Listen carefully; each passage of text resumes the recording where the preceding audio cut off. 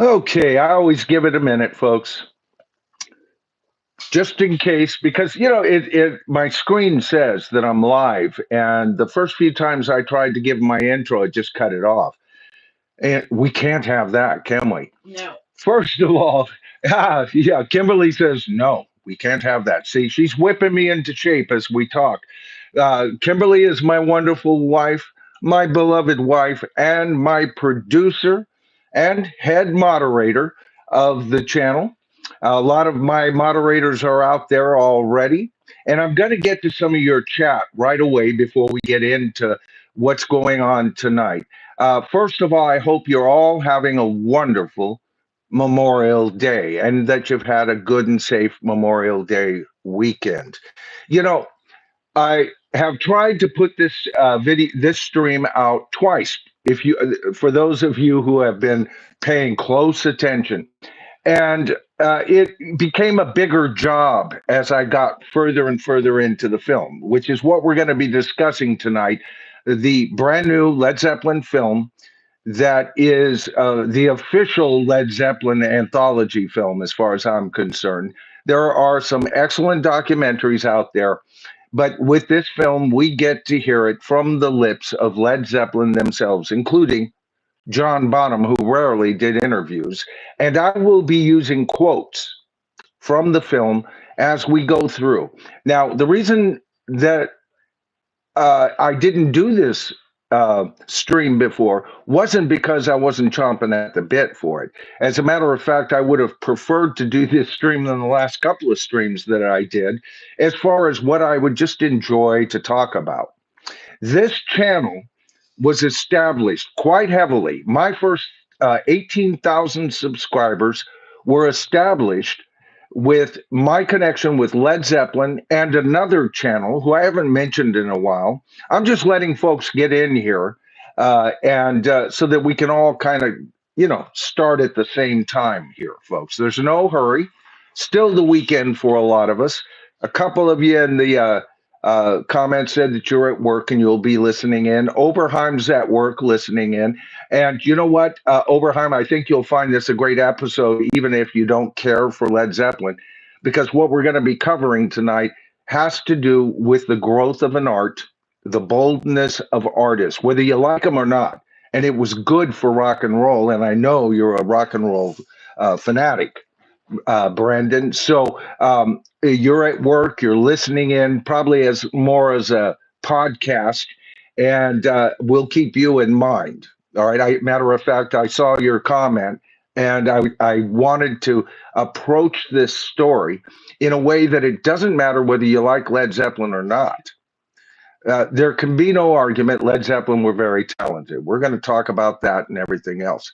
But the story and what they accomplished, not just as performers or virtuosos on their individual instruments, which they were, by the way, but for their growth as an artist and where they went to. And tonight we're primarily going to be focusing on Led Zeppelin and Led Zeppelin 2 as albums, all right? Because the film did not go beyond that time zone. Now, I happen to know a lot of Led Zeppelin folks out there, fans, just loved the first two albums. Then they went crazy, man, I don't care for them.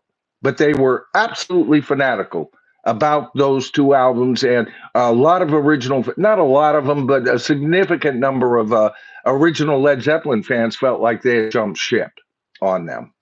No, that's the way it should have been, those first two albums, right? We used to call the second album the Brown Bomber. Did anybody else, I've referred to that. I've even read articles where they call it the Brown Bomber, but every time I've talked about Led Zeppelin 2 being known as the Brown Bomber, nobody seems to know what I'm talking about, right? That was the nickname given to that album. So anyway, keep all of that in mind as we go through today. And the reason I think it was providence, nay, the forces of the beyond that stopped me from making this stream, folks. And the reason is we are, and it's Memorial Day. And on this day, we remember the living and breathing, usually young Americans with hopes and dreams of a future, children to produce, the ability to fall in love, to grow old together, and have a long, happy life. And it was snuffed out due to war, servicing their country, right? And there can be no greater war so far, knock on wood, than World War II. Now, you got to understand, think about this. What was Led Zeppelin's very first album signifying? We have the Hindenburg on it, don't we? When that album came out, you have to understand, a lot of young people, still young, raising kids, had served still in World War II. All right? Kids, me, my generation and older, were products of World War II. And our generation also had to come out of the dregs of World War II. Now, here in America, we fought World War II away from the mainland, right? With the exception of Hawaii, we managed to keep our shores safe and able to go and do battle elsewhere. And so our countryside wasn't obliterated. Okay, we were very fortunate over that. And on top of that, we spent the immediate years after World War II, leading right up until the landing of the Beatles, right? Rebuilding our country in a way that nobody on this planet had seen a country be rebuilt. Superhighways, the completion of dams, LA from Orange Groves to the second largest city in the United States. The growth was phenomenal. Things they didn't have in England, like drive-in movies everywhere you went, right? The automobile. It wasn't, they were gas hogs. Nobody was questioning it, right? And they weren't safe for the most part, steel coffins for the most part. People weren't wearing seatbelts for the most part, right? And it was the age of the car, of the, what is that? R&W, what is it? Something W root beer. What am I thinking of? What's that? But you drove your car, your convertible car with your favorite gal, and some chick comes out, even like an American Graffiti, she comes out on rollerblades practically, but, would come out, tray on the car, you could order with this special speaker that looked a lot like a speaker from a drive-in, So America was reinventing modern history right before our eyes. Good Lord, I just saw that. Sweetie, we've got a super thanks. Oh my goodness, we did. All right, so we're going to end off with this because I haven't even done my shout outs, but I had some criticism from a couple of you on my last stream that I spent far too long. It was the 2.5 hour stream. And I spent about a half hour, taking care of channel business, but we were in no hurry. It was a longest stream I've ever done. Okay. So I wanted to kind of lay a groundwork here tonight and to kind of, give you all a feeling of what Memorial Day is and what came out of so many people's sacrifices. Okay. Growth like we had never seen. All right. America was having it. Over in England, on the other hand, prosperity was building, but it was very, very slow. And John Lennon, Paul McCartney, George Harrison, Robert Plant, Bonzo, Pete Townsend of The Who, Jimmy Page, name any of them from any band. And every single one of them had, some of them even had early childhood memories of the actual warfare. But for the most part, their childhood was filled playing in burnt out buildings, bombed out buildings. They were hit mercilessly during that time period. And so their recovery was not only slower than the United States, but their recovery was also stifled by their very culture, right? Which was being questioned.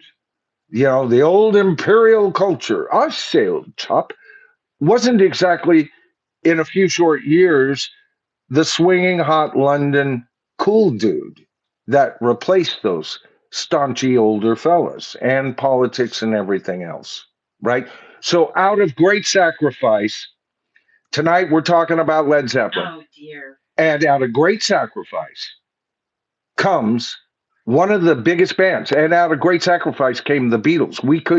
I could have done that intro there on a Memorial Day for the Beatles as well, right? But the one thing that connects it and makes it so kind of special for Led Zeppelin is that first album cover, the Hindenburg, 1937, folks. All right. Nazi times. World War II hadn't started yet, but for all intents and purposes, the boilers were on. And so that very disturbing scene that shocked some parents and was just too damn a recent memory for very young grandparents at the time stoked the imagination of young men like me and saw that. I grew up playing Army. I collected little Army men. I had G.I. Joes. I had action figures. You know, I'd take a loaf of bread or a slice of bread, chew a corner out of it and turn it into a gun, shoot my brother at the table. Right. So that was an exciting. I think it's one of rock's greatest um, album covers of all time. All right.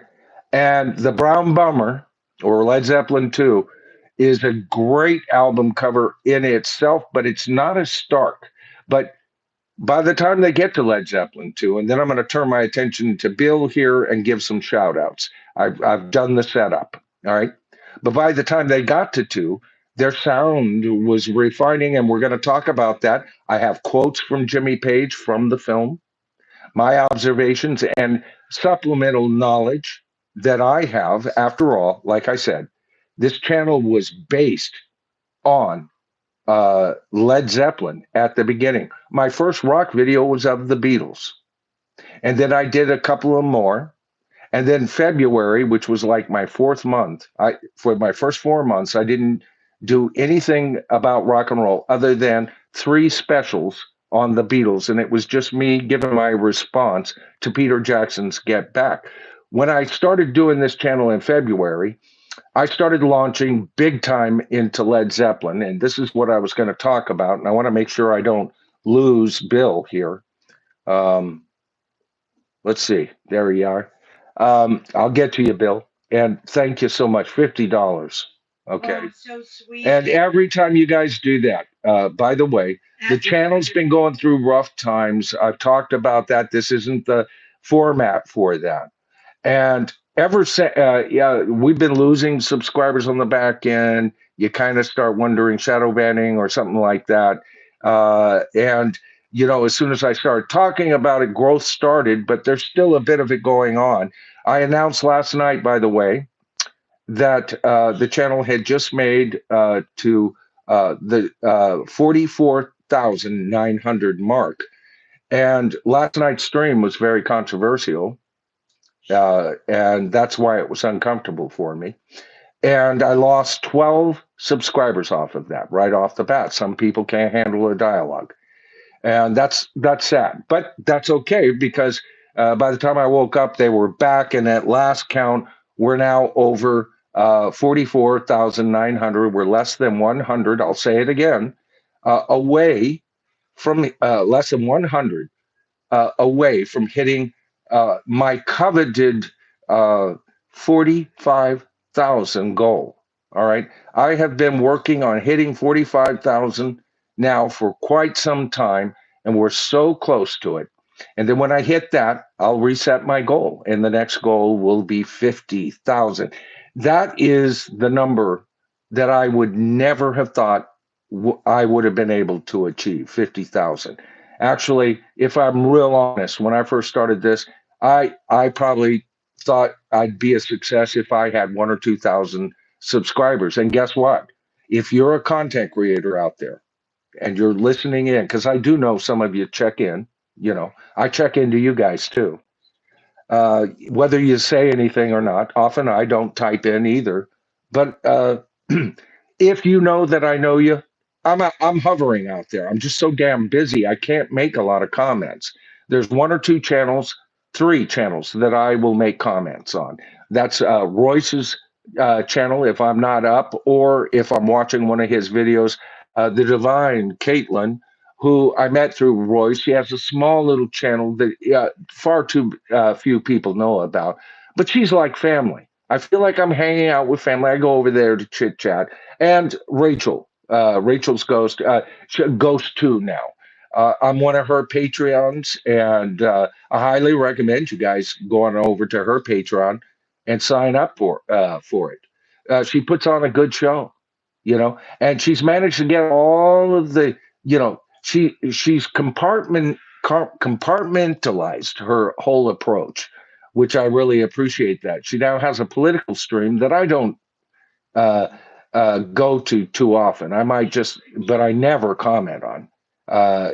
Like I said, I like to stay. When I'm on YouTube, I'm as political as you guys. I have my own belief system, and I vote my conscience, and I'm very well informed. But I don't feel that YouTube is my platform for that. That comes with my vote as an American citizen. It's between me and my God and whoever I talk to in my real life. But I would have to look at you eyeball to eyeball, right? So, but she's doing real well on that. And if you're into that, you can't lose with Rachel. She's very smart, extremely well informed on pretty much anything she dares to talk about.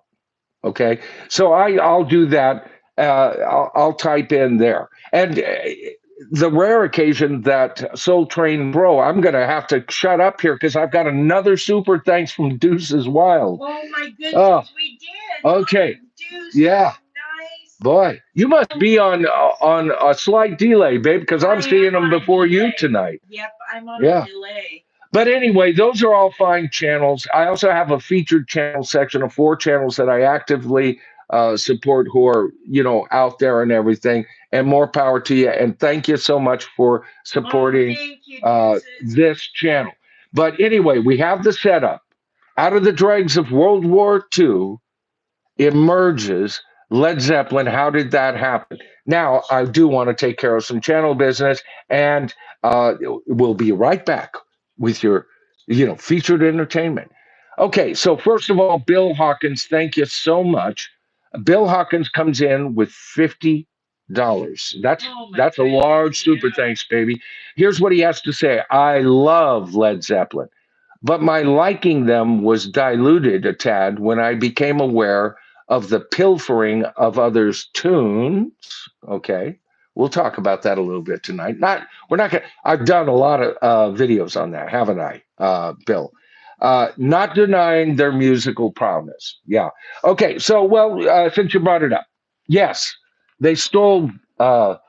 And claimed to write. They stole like pirates and claimed to write the lyrics, claimed to write arrangements on certain tunes. They were guilty of that. We've talked about this on my channel and over on Royce. Royce and I have done a lot of amazing streams on Led Zeppelin there. And of course, I'm a Led Zeppelin channel. Beat a Led Zeppelin, Pink Floyd, there's always going to get kind of a top draw with me. Not that I don't cover a plethora of other bands. So I understand your concerns there. A lot of that has been rectified, not all of it. There has been a certain amount of an admission of guilt from uh, Jimmy and Robert and the band, and how they've acknowledged that. I still think there's a couple of clear ups that need to happen on their albums, as I recall, but it's been a while since I've been looking at that. And the only thing I can say in their defense, and this is no defense, Bill, what they did was stealing. You know me, you know, you calls them as you sees them with me, and that's stealing, right? But you also have to be realistic and look at the music industry at the time, both in America and in England, and every single freaking buddy was doing that. We just got I saw that. another super thanks from HK. HK, a brand new person, huh? Yeah. And I'm going to get to you, HK. Thank you so much. I'm answering bills. Here's what I do, folks. And, if I spend time on this, don't worry. When we get back to Led Zeppelin, I'm not going to cut anything out to make up because, he's so interested in the super thanks. Look, if I don't acknowledge this, this is a wonderful gift. $2. I've said this before. I appreciate $2. You're helping keeping this channel alive on YouTube. You're helping me grow this channel, and it means better things in the future. All right. I can now devote full time to this channel. I've only been truly devoting full time to the bottom line since January 18th when I started streaming. So this is kind of the thing that happens with streams. If you notice in the comments, I haven't even looked at them yet, except for the ones that were happening just before I got on. You guys were cranking it, man. You'll see people talking about Zelda's banana nut bread recipe, because this is kind of a family thing. But I do have a presentation for you, and I always try to. My streams are a bit different than some other folks. I don't have a panel up here.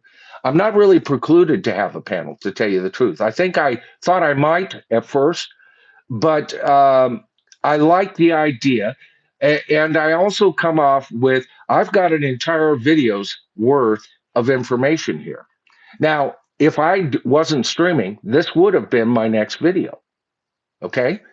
So, but now I can put as much effort into my streams as I do into my videos. So everything I'm going to be covering tonight is going to be gold. All right. If you're not familiar with the story of Led Zeppelin, or you just love hearing it again, you're going to be amused. I guarantee you. And sometimes confused and bemused. And can I think of another word that rhymes? Okay. So, but everybody was doing it, Bill. All right. Including a lot of the black artists that were being ripped off, by the way. Okay. Here in America, they were ripping each other off. And it goes back to the 40s. With a lot of the early blues and jazz and some of the the rockabilly people coming in from that area and everything. And as that was being developed, it was rampant. Okay, so and as a matter of fact, the Yardbirds were guilty of it. Everybody was guilty of it, or a large portion. The Beatles were different. The Beatles, they never needed to cover another song, ever. But they did that as a device. Good Lord, I'm not going to keep up. White Monkey, good to see you. Been watching your videos, brother. Giving you a thumbs up every single time. White Monkey, go to his channel. I like him. He's quirky as I am. I like real people. He's a real good person. Matter of fact, that's why I love you guys out here in awesome. in the thing here, or the chat. So that would be my answer to that. And on top of that, there is no doubt that their delivery was different of that stolen material. They came up and gave it new life, even a new freaking identity. And a lot of those blues artists had a second wind to their career. Some of them making great money for the first time in their life, right up until the day they died, usually while out on tour. Okay, so in the end, it worked out for everybody, but it doesn't A wrong is a wrong, and it was wrong, but it was wrong of the industry. And I do believe Led Zeppelin when they say they were a little bit ignorant of that, kind of thing, because it was just so permeated in the industry. As a matter of fact, Jeff Beck and Jimmy Page thought they owned the approach. I'm trying to remember which song. It's probably in my notes. It wound up on Jeff Beck's album, and then it wound up on the Led Zeppelin album. And Jeff Beck was pissed off at Jimmy Page, but neither one of them had any more right to the piece than the other, right? So people would get possessive of their ripoff, you know, and that was just permeated. But good point, Bill. And I'm glad you brought it up because that's a good thing to know. All right. There was some pilfering from Led Zeppelin. This movie doesn't bring that up too much. Okay. As a matter of fact, you would think they had credited these blues greats right from the get go. All right, let's see. Next one up with a $10 super thanks. Deuce is wild. Often in with super thanks. Thank you, Deuce. And Deuce and Bill and a lot of the people you're seeing in here, they are the custodians of this channel. That when they're saying, hi, how you doing? They really do want to get to know you. All right. They like this. This is like a clubhouse where they get to hang out, right? And that's why I like doing the streams. See, my regular videos are pre-produced. You know, I give it if I flub a line, I'll hold myself. Now where was I? And besides, and then I'll edit that, right? It's off the cuff just like it is now, except that when I flub, I can go blip and start from the previous sentence and then present you with a more professional video without too many uhs and ands and this and ers, right? Okay. And then I edit that, I color correct it, I enhance the sound, and it's a better mic. The mics I'm using here are plugged into my ears, so this is a more cardboard sound, like transistor radio sound than my regular videos, right? But I put all of that in to this. Tonight, you're going to get all of that. But we also have, we got another one. I see it.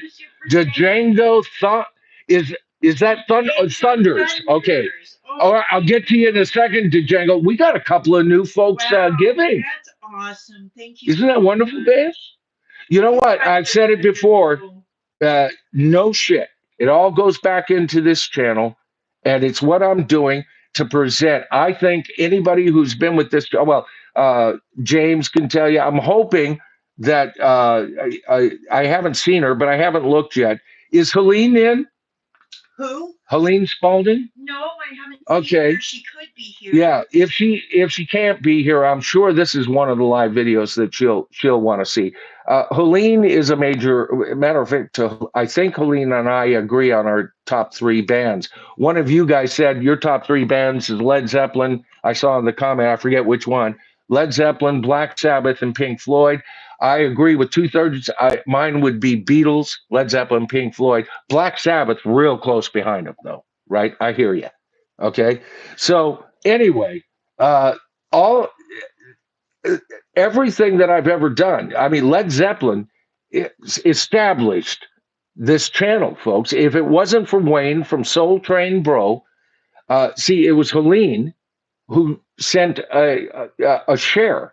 And that's why every once in a while you'll see in my videos, feel free to share this video. She shared one of my videos with Wayne. At the time, Wayne had 20,000 subscribers, right? I didn't know at the time he was kind of slowing down and getting ready to he hasn't given up his channel. He's just kind of put it on a light snooze right now. He's got some family things to take care of, responsibility. But at that time, I was at 750 subscribers, which was pretty good. I had started in October and it was around February-ish that I had gotten to 750. So that's great growth. Most content creators never reach 1,000 subscribers. And that's where you become monetized. Everybody wants 1,000, right? So anyway, this channel's been all based on that, and I'm hoping she's out in or at least on a replay with this, because if it wasn't for Helene sharing that, Wayne then shared two of my videos. He took a screenshot of them, right, and played them all the way through with him just kind of watching, making an occasional comment and everything. And I got immediately like 5,000 subscribers that were directed from him, and I got a bulk of my first 18,000. I'd say at least 10 to 12,000 of my first 18,000. So since I hit 18,000, it has been my sworn duty to grow and to be worthy of Wayne's trust in me. All right. And Wayne and I have no idea if he even agrees with some of my lunacy, but he did like and appreciate when I focused on Led Zeppelin. So thank you, Wayne. I see it. I see it. Miss Rockin' Robin Bird. I'm going to get to these guys so we can get down the line here. HK, first time I've ever seen this. 10 pounds, UK, brother? Is that it? Is that pounds, or am I misreading that? No, Anyway, HK says, great intro. I think Jimmy's acoustic break on Thank You is a beautiful, underrated gem, too. Yeah, it is. Wonderful statement. And thank you. That intro, designed to keep your interest, came from a couple of you guys complaining I'm taking too long. I learned from you folks. I'll get better at this, right? And I'll get better at getting to these better. This is the 36th time I've ever streamed on my own. All right. So I'm new. I'm a newbie. I still haven't figured out how to get the mirrored effect off here. You're seeing me backwards, right? oh, that's so This is supposed to be over there, right? But you guys put up with me, and I appreciate it so damn much. All right. Thank you, HK. I love it when somebody new gives, because it's like, okay, the spirit. And believe me, none of your money goes to waste. And none of it is done for anything for a selfish or self-centered reason. I'm just trying to keep my channel alive, and then one day, maybe way down the line, maybe I'll be able to do this for a living and make enough at this for a living. But right now, like any other content creator, we're scratching. They don't offer as many commercials as they used to. Commercials don't pay as well for a lot of us. If you're one of the big channels, 100,000 or more, or especially if you're a million subscriber or more, will shower them with that kind of content. And often, I'll get people saying, yeah, your video just switched on, no commercial. And a big thank you to those of you who watch those commercials. There's some of you out there who I don't have any money to give. I sure appreciate it. Well, first of all, you viewing my videos and my streams, that's the biggest appreciation. That's always been no matter what I add to this channel, all right, it's my dialogue and my viewership that I've always loved the most, right? Even when I was just doing my pre-existing videos, I'd be hours. I can't do it anymore, folks. I give you about one, or on a slow week, I can give you 2 hours of response. And then I have to beg off because I'm writing my next thing or my next stream or whatever. So, but for years, I'd give you 4 to 6 hours, man. I'd be typing with you guys in there all the time. I'll always try to get to you. And of course, members, I look for members. And that's one of the perks of being members. If I see your membership out there, then even if I'm not responding, anymore to that video, I will try to do that. Now, that's a new thing on me. I see Royce is in the house, brother. Thank you for your support. Had a wonderful time on your excellent show last night. We talked about the Guess Who. Oh my goodness! I know I'm never going to keep up here. I'm never going to keep up. This is amazing. You guys came through so well yesterday, and it looks like you're just tearing, what we made last night. Even, this is terrific. All right. Everybody's in the holiday mood. But by the way, out of any of the channels I've mentioned today, there is one channel that I hold the most dear. I see it. Nethead just gave us a super thanks. New people, and then Rockin' Robin Bird's back in. Oh my goodness, thank you. Right now, Royce is going, stop talking about that and talk about me some more, Michael. Oh, but if there is one channel that I hold the dearest on YouTube, besides my own beloved channel, it is Royce in the House. All right. I've tethered my anchor to that ship. All right. And what comes from Royce comes from the tribe. I'll just let you guys know. You do me a big solid right now. If a lot of you, right? Even look, he is less than 100 away from getting to 2,000. That means he will have doubled his subscribership in a relatively short time. Okay. He's really chomping at the bit. And you would do me a great solid if you go over Royce in the House. All right. Go to my page. If you don't want to type it in, just go to my channel page. All right. And then go down to featured channels. There's only 4 there. You'll see Soul Train Bro, Canadian Stud Muffin, Zepp Earl, and Royce in the House is the number 1. He is the brother channel to this channel. He is of the tribe. He is a tribal chieftain. He is my best friend currently in life. And I think he has said the same thing. All right. He's my brother from another mother. He's tribal. If you dig what's going on here, I'm almost at this point, it seems like lately, huh, Royce? I'm on his show 100% of the time. But I guess occasionally, there's times I just can't get there for whatever reason. It's been a while. I've been up there pretty much all the time for the last 3 or 4 months. I might have missed 1 or 2, but I'm often there. But it doesn't even matter if I'm there or not. The panel these are my friends. So we talk about rock and roll, right? And we chit chat. And I don't have to carry the show. As a matter of fact, I've learned to pull back. If you watch his latest stream, which is an excellent stream on the Guess Who, we eventually, because we took our time, get to the whole story about what happened and reiterating. Like Royce at one point tells you what happened to the Guess Who, and then about 10 minutes later, I come up and I give you a whole different critic of that exact same story, right? And so you got to watch it. All right. So please do me a solid there. I got to get down here. White Monkey, $5. Led Zeppelin pilfering only became an issue like 20 years ago. Yeah, that's true.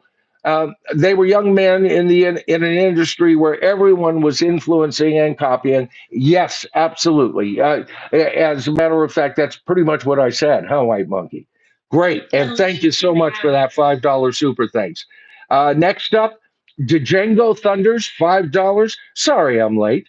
Had to get my garden in. All right. I love it. I love it.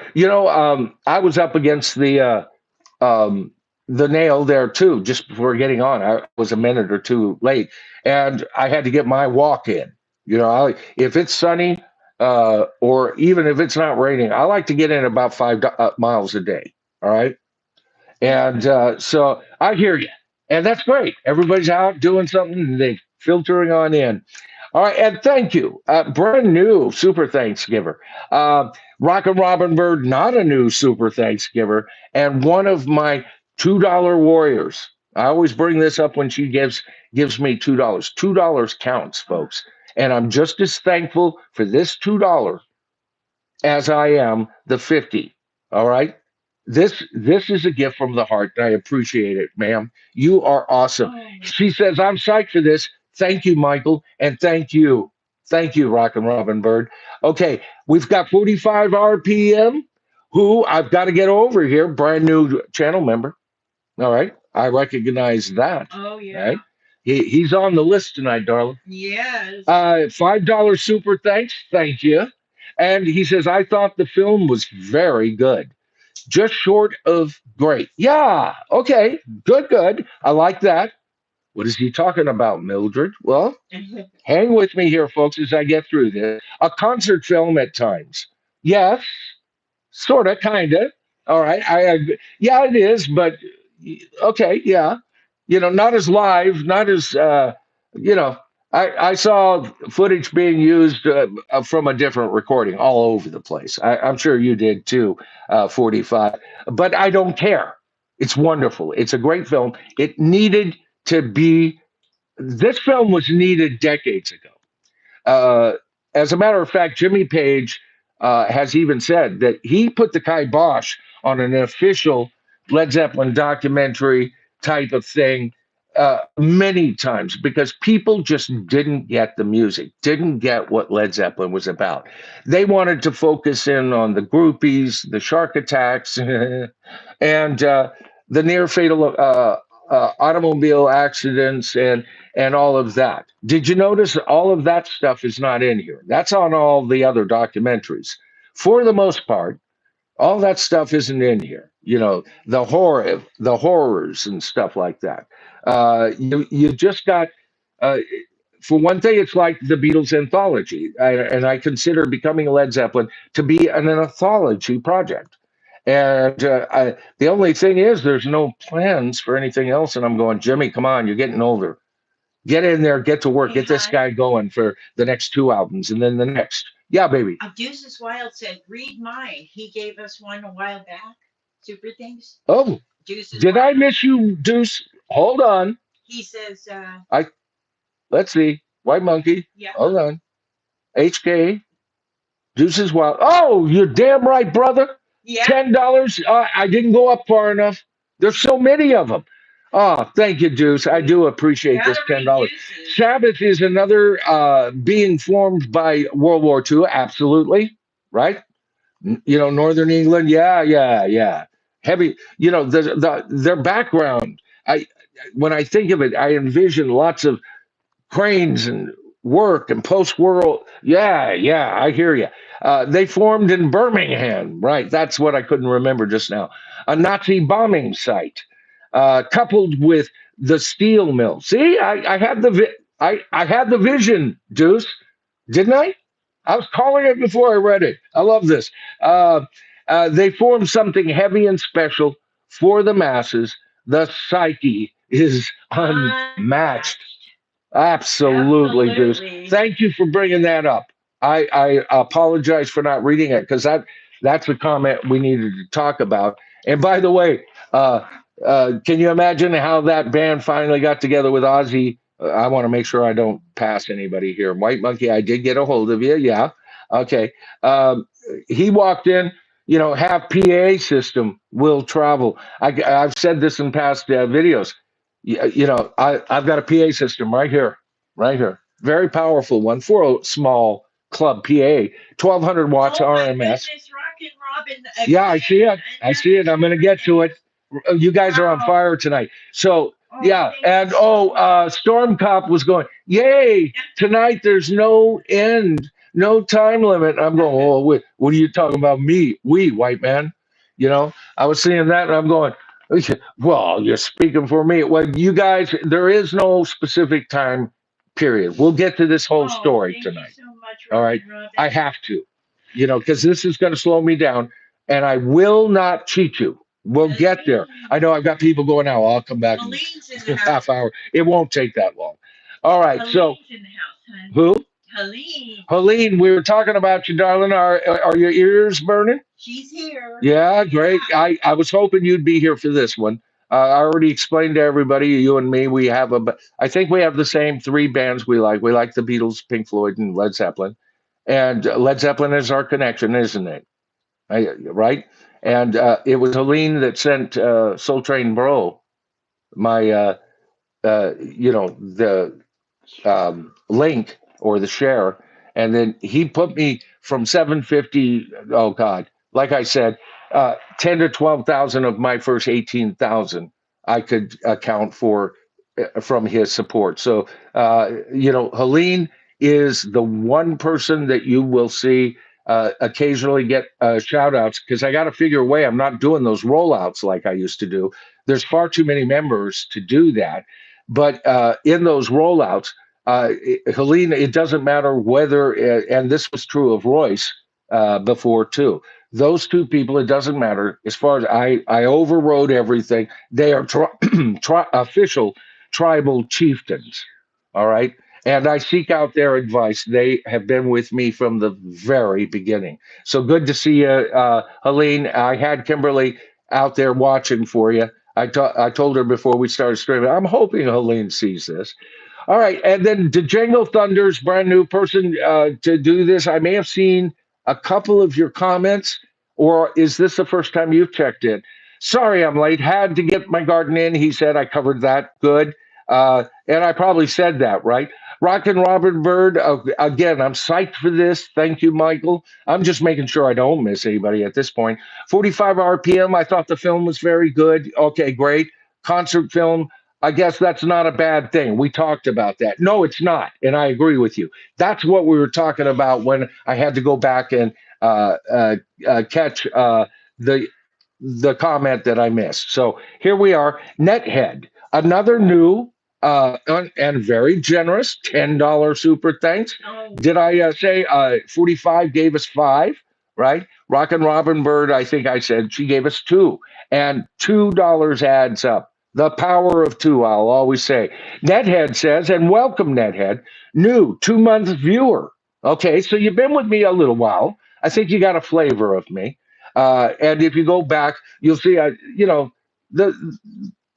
the kind of the look of the channel has always kind of been maintained, but the quality of the shoots and everything, my performance or whatever it is that I do, gets a little bit better, and I'm learning right along with a whole lot of other content creators. But thank you, and I'm glad, man. A new, he's not even a newbie at 2 months, but one of the younger of the tribe, And welcome to the tribe, Nedhead.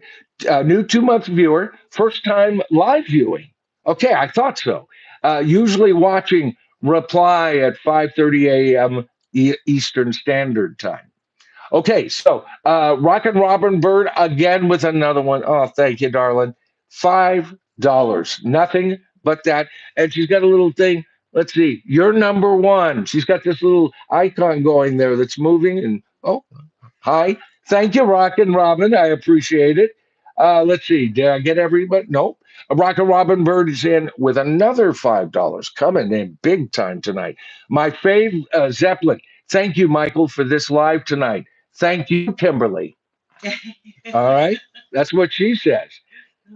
She's going, it's better you guys hear it than me. He bores me with this stuff in my sleep. And did you know Paul McCartney on, yeah, I'm almost impossible to put up. Did I catch up? Oh my God. Okay. That was, yeah, that nearly scalped us, Captain, you know? Okay. So what I wanted to do just before, and this won't take but a heartbeat, folks.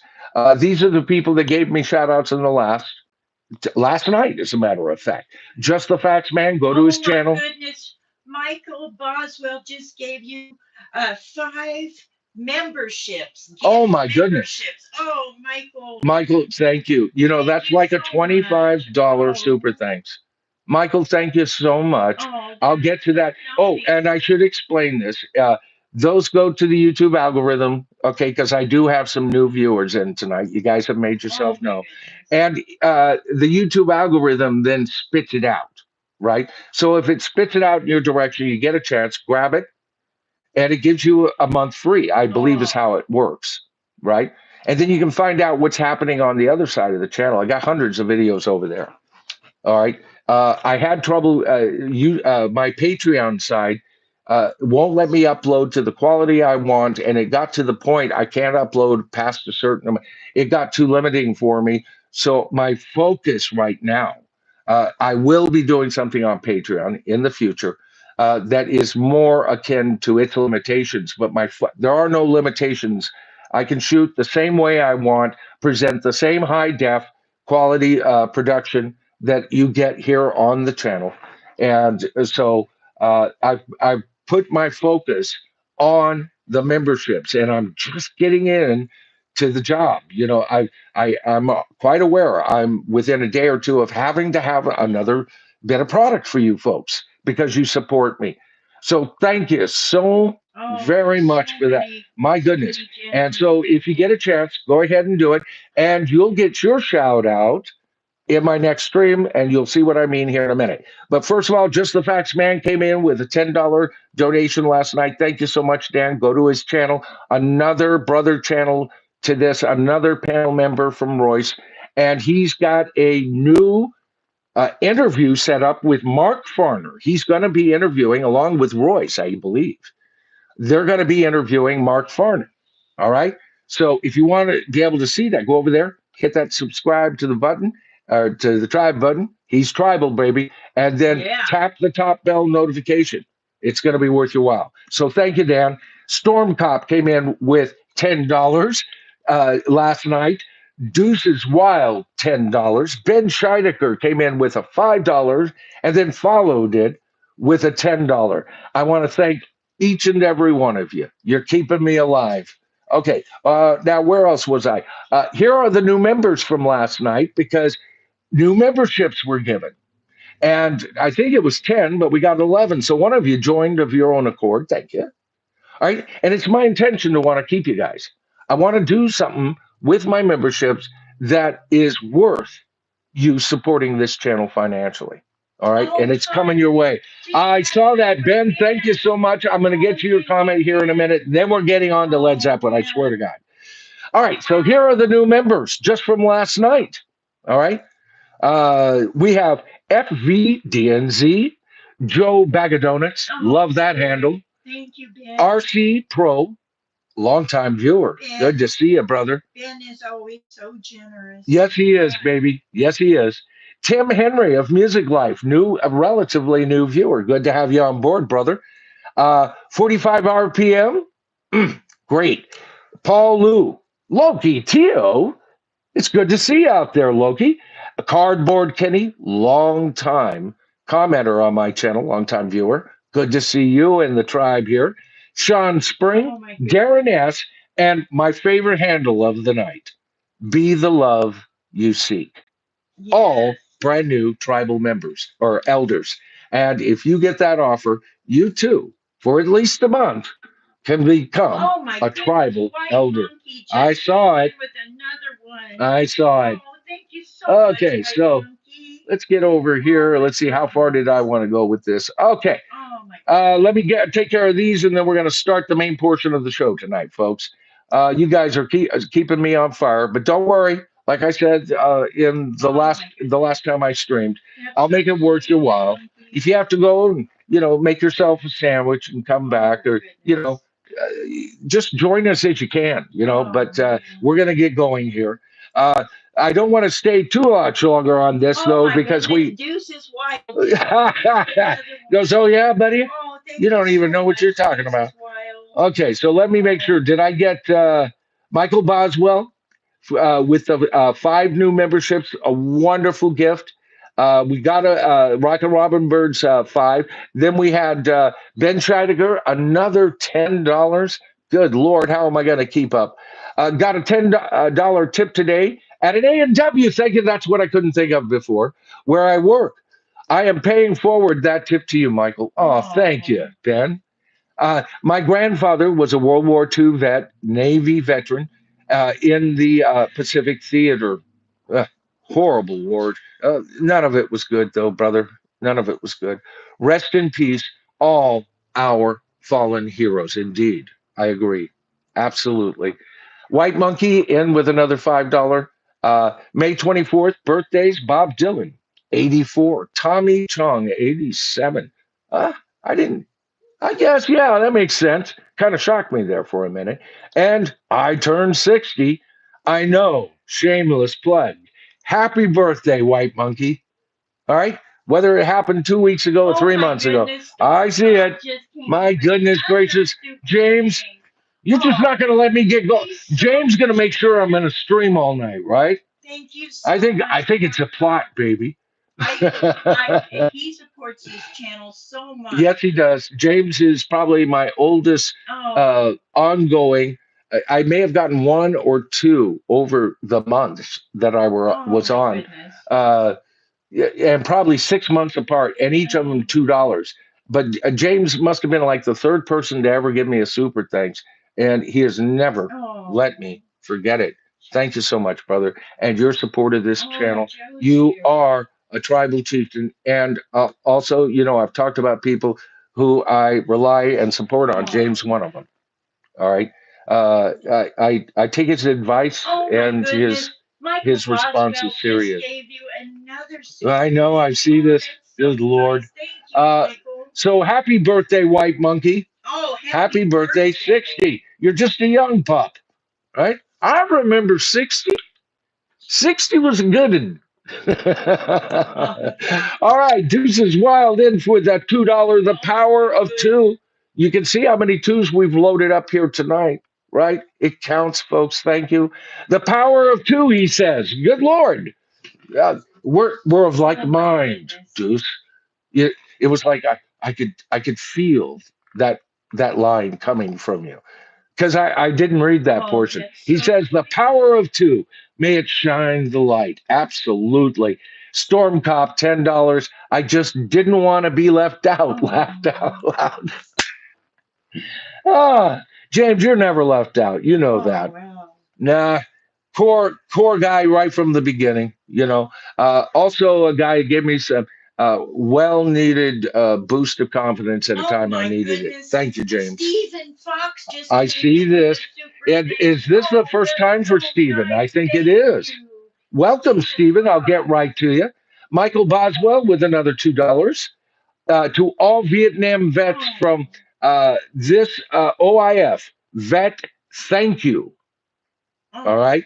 Absolutely. Absolutely.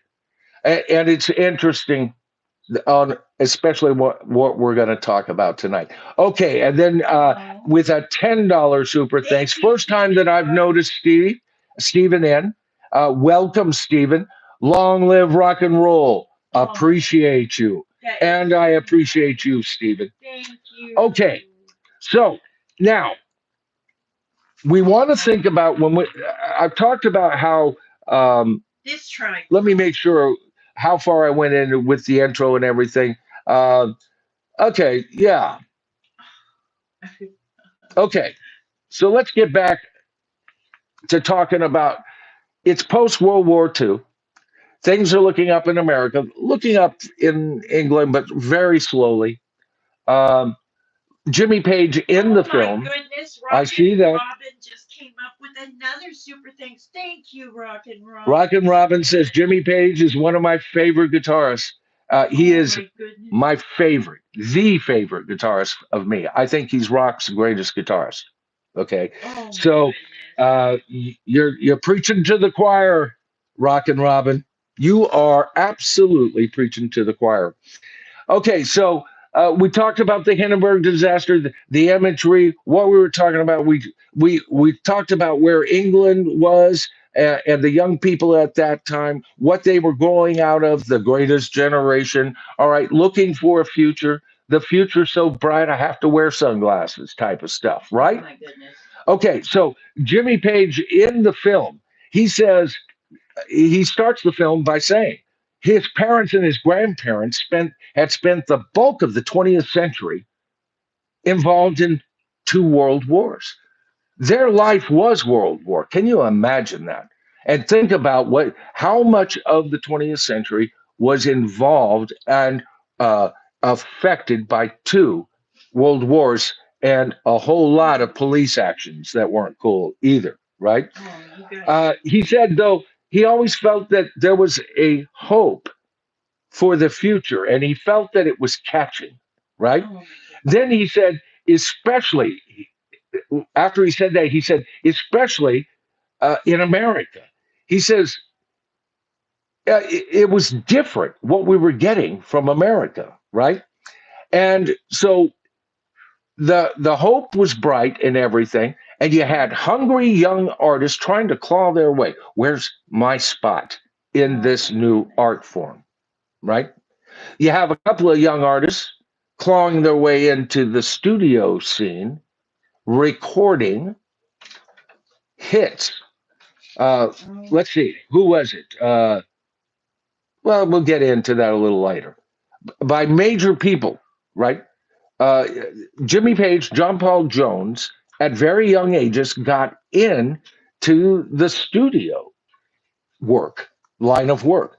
John Paul Jones, a little bit more educated as far as classically trained, able to read music, transpose music. Jimmy, by the seat of his pants at times, especially when he first got into the studio work, said that he had to play a lot of catch up and he had to learn to watch everything because he wasn't no great chart reader, right? He was kind of like playing it by the seat of his pants, right? So he said that a lot of the rock and roll coming over for America was really exciting. The blues, things that we were over here taking for granted. And that was a thing happening in England. Lonnie Donegan became really hot, skiffle, based on sounds coming from America, but Englishized, of course, right? And he was a source of inspiration for a lot of upcoming rockers, including Jimmy Page, right? Now, Jimmy said that when he started with his work, all right, that's a good place to start. Gave us a super thanks I, again. Oh, let's see. Robin, you're Am I getting frozen out here because I don't see it coming up on my screen? It just means I'm probably not. Wonderful. Let's see. It just hasn't come up here. I saw it on the main screen, but for some reason. Oh boy, so wonderful. Was or is this Rock and Robin Bird that just came up? He says John Paul Jones is the best bassist ever. She says that? Yeah. Yes. Yes, he's my number 2 bass player. All right. I'd pick John Entwistle mainly because of his percussive approach. All right. But John Paul Jones, yeah, if we get into this, many of my longtime viewers know that John Paul Jones, I've always said this, John Paul Jones is Led Zeppelin's secret weapon, Rock and Robin Bird. All right. Oh, yeah. Not only in my view and in your view, either the best or second best bassist in rock, right? But he's also a multi-instrumentalist. He's also a songwriter, and he's also an arranger. And we're going to be talking about that tonight. Okay, so good point. Wonderful.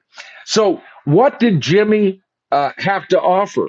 If he couldn't read charts real fast or anything, I don't even know if Jimmy even reads music. Maybe he's picked up a bit over the years where, I read music, but it's like Indiana Jones deciphering ancient Egyptian, right? I can get it, but you're not going to see me reading charts ever, right? I have to take my time with it, but at least I'm informed on it. And I don't know how informed Jimmy Page really has been, but he did say that a lot of it was by the seat of his pants, and that but he did say he was better informed. This is what he brought up in Becoming Led Zeppelin, that he was better informed on rhythm and blues and the blues themselves, and of course, rock and some of the pop that was coming out. That a lot of the older studio musicians that they mentioned were about 7 years older than him. So what would that make them? 23 or 24? The old men in the studio, 24 years old. Man, things were changing. You could get old in rock and roll real freaking fast, couldn't you? Right? So that's what he had to offer. And in the film, he shows a pocket diary. And, you can tell the man keeps things, right? Doesn't let go of anything. And this is his old pocket diary. And I'm sure it's not the only one. And it's absolutely, when he thumbs through it, it's absolutely chock full of recording dates. The man, along with John Paul Jones, was that busy. Jimmy and John Paul Jones played with Donovan. The film brings out, there's more. I could bring out more, but I'm just focusing on the film tonight, folks. All right. I'll try to pepper extra additional information if it's appropriate, but I don't want to get too far off away from what the film has to offer us. But they played, as a matter of fact, Sunshine Superman. That's Jimmy Page's guitar. That's psychedelic, wonderful guitar. One of my favorite singles in rock. Love Donovan. Saw him. He was the last concert I ever went to go see just before the pandemic. Right. Donovan, a major Donovan. So they played with Donovan, Shirley Bassey. What was she? She did one of the Bond films. I'm trying to remember, but John Paul Jones even said, even in the studio, because they show footage of her, is it Thunderball? Thunderball, and she's all, ooh, she's a performer, right? And John Paul Jones says, yeah, she was like that in the studio too. She was just all, whoa, like this. And John Paul Jones even arranging uh, with Lulu to Sir with Love and Herman's Hermits. Enough said, right? So they were super busy, right? Leading up to what would becoming Led Zeppelin, right? Then you get into, while they're busy doing that, on the Puebla side of town, I might add, or the less glorious side of town, or on the working man side of town, that side of town that I'm a musician from, right? Hopefuls and wannabes trying to get it going. Is a band called Band of Joy, or what's the other one? Codswallop. It was pretty close to that. I forget. I didn't take a note on the other one. Tweedle, something Tweedle. I remember it from books I've read on their story, right? So anyway, on the other side of town, you have Robert. Robert saying, and I see, this is what I'm saying. There's a lot in this film that informed me further about Led Zeppelin. And this is one of the things that, for the first time, I may have read things alluding to this and it just didn't sink in, you know. But it did this time when I watched the film. He says that one of his greatest influences was Sonny Boy Williams. And they show a section of Sonny Boy Williams performing, toothless, you know, uh, hair bald. He's an old man by that time, and he's just, he's singing, playing the harp, and all of a sudden I realized, whoa, hey, the syncopation of that harp. He puts a lot of sonic pressure on a lot of the notes.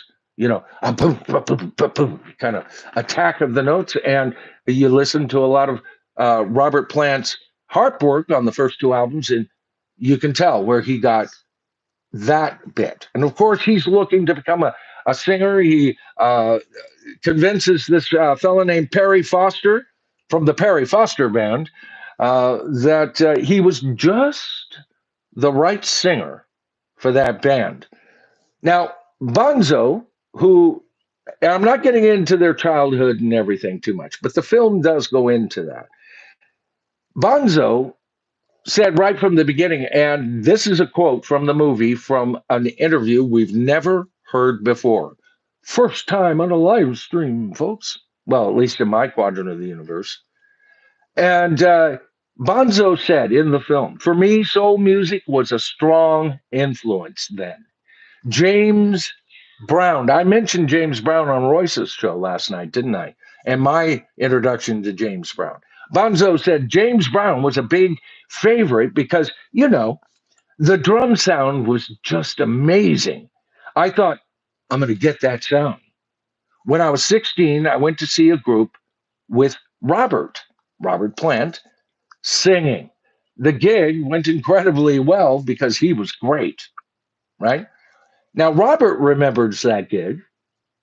What did Robert have to say about it in the film? Quote, all right? I came with quotes. I told you this would be worth your while, right? He said, in the crowd was this larger than life guy with his beautiful girlfriend. He got a hold of me afterwards and he said, well, you're okay, but you'd be a lot better with a proper drummer behind you. Then he said, and I thought, Jesus Christ, here we go. Wow, what a meeting. Think about it. Now, we all know how great. He's my favorite drummer in rock and roll. Jimmy is my favorite guitarist in rock and roll. Robert Plant is my favorite vocalist in rock and roll. And John Paul Jones is number 2 on bass, but he's my favorite utility player in rock and roll. All right, these are giants, folks. What are the chances of some 16-year-old snotty-ass kid with a pretty girlfriend coming up to you and you are already pushing yourself? And this kid, of course, they're both 16, I believe, at this time. They were about the same age, or at least that's the impression I got from the film. Yeah, I said the two were 16. So I guess I did take a note. All right. So, uh, just a couple of snotty nosed kids. I remember being in bands at 16. I hadn't figured it out yet.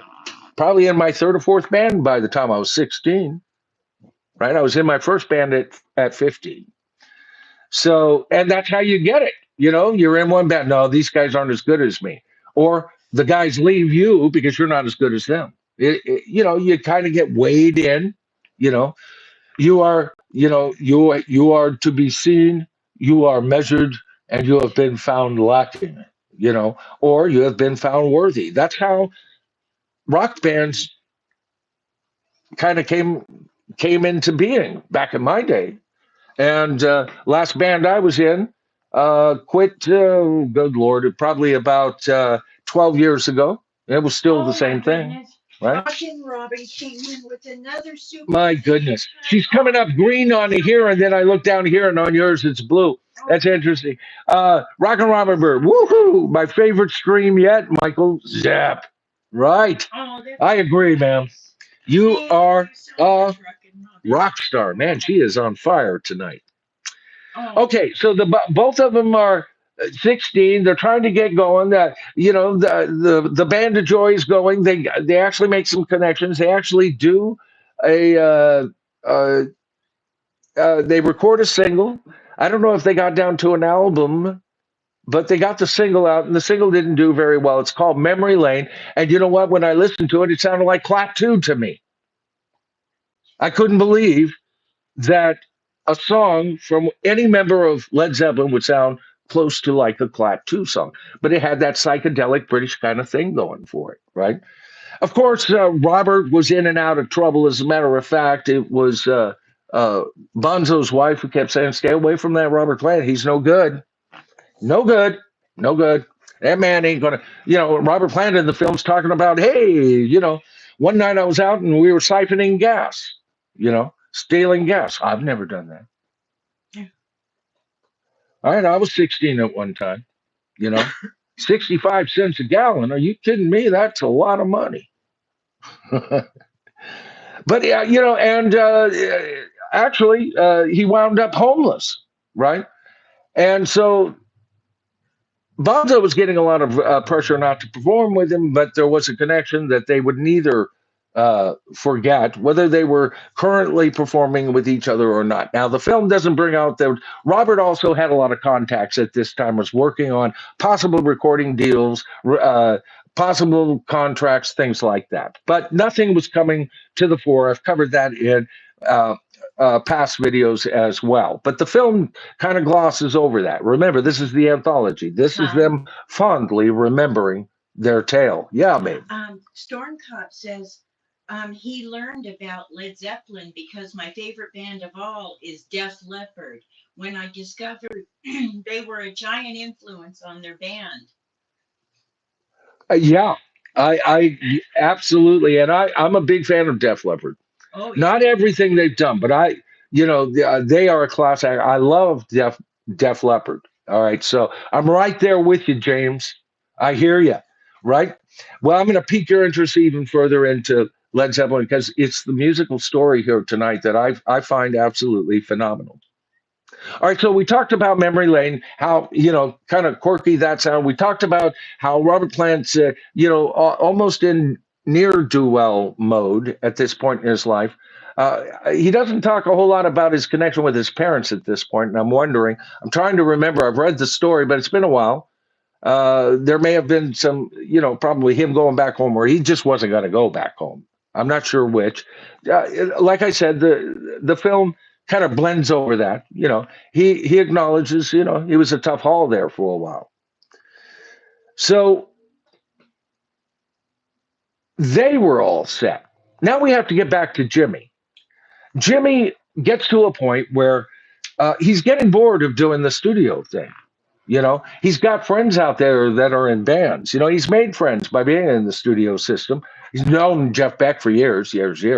Jeff Beck's in the Yardbirds, got the gig when Eric Clapton left. And it comes to a point where Jimmy is invited into the Yardbirds. At a point, they kind of gloss over that, and we're not going to go through the history of the Yardbirds. how he got in, what he played, when he played, and how he played. Uh, but he got to the point that he is now the second guitarist of the Yardbirds, playing right on stage with Jeff Beck. Neither one of them sharing the stage with Eric Clapton as a Yardbird, because he was there, left. Jeff replaced him, and before Jeff left, Jimmy was there. They were actually playing together. I even tell a story of how the two of them almost started Led Zeppelin 2 years earlier. Okay. See my playlist for further information. It's a whole story. One of my biggest videos. All right. So here we are. Jimmy's tired of the studio. He's in the Yardbirds. They're out. It's at the end of the Yardbirds, too, kind of. All right. The Yardbirds aren't doing so good in England.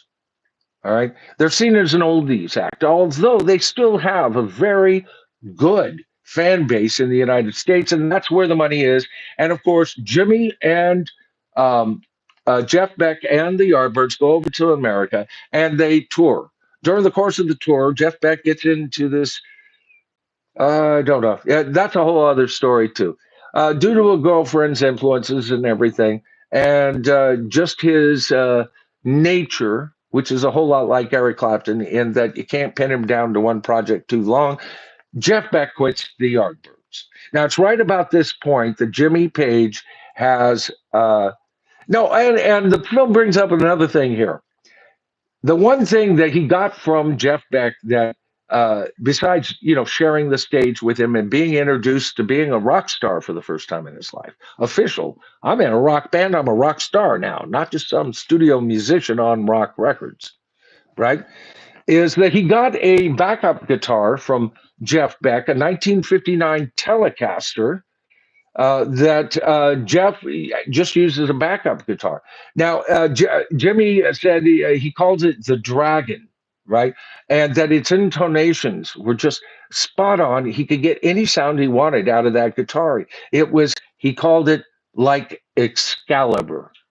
All right. Now we all know what Jimmy thinks about the occult and the power of magic and the power of thought, and we're not going to get into that. But you can certainly think whether that's true or not. He believes it, and he quite literally manifested Led Zeppelin out of a lot of those beliefs. Not totally, but out of a lot of those beliefs, right? And so here he has, with bow in hand, Excalibur. What could Arthur not do at this point? On top of that, Jimmy had some very clear ideas. You see, during his tenure with the Yardbirds, he had noticed what singles were doing to the band. A lot of what Rolf wanted was singles, pop singles. Hey, we need more hits. We need to be popular. Jeff Beck, both, and Jimmy Page wanted to be more album oriented. And this is the other thing. Jimmy Page had become aware over in America that FM was becoming a thing. In England, the pirate stations was becoming a thing. On these things, you actually got to hear entire sides of albums and by serious rock bands. All right. That intrigued Jimmy. Right from the get-go, it's mentioned at least a dozen times in the film. Okay, because I noticed when I was typing my notes, oh, wait a minute, he said that before, right? It's alluded to several times. This was important, right? He saw that singles could create egos in the band. They could stilt creative process and would be a template that would be too tempting to follow. He didn't want to do that. He was excited about what he was hearing on FM radio. He was excited. Matter of fact, before he ever, and this isn't in the film, got to getting into Led Zeppelin and making it actually happen, which is in the film, Jimmy Page spent a lot of time out on the clubs between studio and the time he started, probably the latter part of his studio work, jamming live. And the sole purpose was to be able to develop a kind of a vocabulary, not repeat himself, learn how to jam, improvise, and everything else. That's when Jimmy truly became the wizard, in my opinion. All right. So here he is. in the United States, he's telling, now the film doesn't say that he says this to Peter Grant, but he did. All right, I'll give you some supplemental income. He went to Peter Grant, and he says, I don't, I can't do this anymore. I want to do my own band. Peter said, yeah, anytime you do it, I'm there in your square. And he says, I don't want it to be this. I don't want it to be that. He had specific ideas. He was already talking. While he was in the United States, the Yardbirds were touring. He was also in connection. Now, this is another thing that the film brings up and that I brought up in my film or in my videos many times. Jimmy pays attention everywhere he is. This guy adds detail like a computer in his brain, and then he conjures up a spell and makes it happen. See, the whole time he was in the studio being, on more Beatle records with John Paul Jones, or more hit records uh, than the Beatles with John Paul Jones. All right. That's actually, they were on more records than the Beatles themselves, the two of them. Okay. He was learning a lot. He was watching decisions made by producers. He was watching engineers and mic placements. He was watching tricks on how they created things like a backward echo. We'll talk about that in a minute. All right. Okay, and so he gets over there, and he's got his interest in what's happening in the United States. He's got his tentacles into uh, Atlantic Records. They knew who Jimmy was. Atlantic Records wanted him. So we get to the point where this is where they all are. Jimmy's about ready to make Led Zeppelin. He's out. He's done his jamming. He's been with the Yardbirds. At this point, he's thinking he's going to call it the New Yardbirds. But it's going to be a totally different expression, a totally different approach to music in general. He was just going to use that name to give them an edge in getting out there and being heard. He was looking for a powerful vocalist. Now the long side of this story is he was looking about 3 or 4, and there may have even been a 5th mentioned, and near meetings and everything. But the big guy he wanted more than anybody was Terry Reid. Terry Reid, mainly because of Making Most, another story we don't have time to get into, wasn't available. And they made it quite known that he wasn't available. But Terry wanted to do it. He just couldn't for contractual reasons. Or at least that's the story, and he's sticking to it. But he mentions that he has seen a young singer that Jimmy might be interested in, and he suggests Robert Plant. Okay, so Robert Plant and Jimmy, they connect. They find out they have the same record collection, right? They have a lot of the same musical DNA. They get along. The movie doesn't bring out that Jimmy Page still had doubts about Robert. Wasn't his first choice. They just kind of gloss over that anthology, right? But any doubts about Robert were very quickly dismissed on their first tour. All right, still to come. But he had found his vocalist. So now around the time that he was looking for Robert, right? John Paul Jones had heard, and I've covered this in my videos, and his wife Maureen said, get the hell out of the house. Jimmy's starting a band. Go ask him. You're in my hair. I got to get you out of here. Go earn some money. So he called Jimmy. Jimmy goes, oh, yeah, I hadn't thought of you. I never understood that. Why didn't Jimmy think automatic? The guy worked elbow to elbow with him. The one time that he almost started Led Zeppelin, it was John Paul Jones who was playing bass on that track with Jeff Beck when they were thinking about starting Led Zeppelin, but they didn't even want him then. He was the only bassist in the place because, good Lord, got to think there's Keith Moon from The Who was there, and John Entwistle was supposed to be there. John Entwistle didn't make the recording, and so John Paul Jones got the job by default. But when he did say, hey, if you're making a band, I'd like to join, Jimmy didn't have a hesitation. They knew, okay, here, look, my secret weapon and Excalibur, right? Keep in mind, Led Zeppelin is Jimmy's masterpiece. It doesn't cut the other members down, but it was his vision. Their approach to music was always his vision. Okay. He just found three like souls that were willing to go along with that journey, and they added their own secret special sauce and accomplished way more than Jimmy ever could have done on his own. But he's the visionary.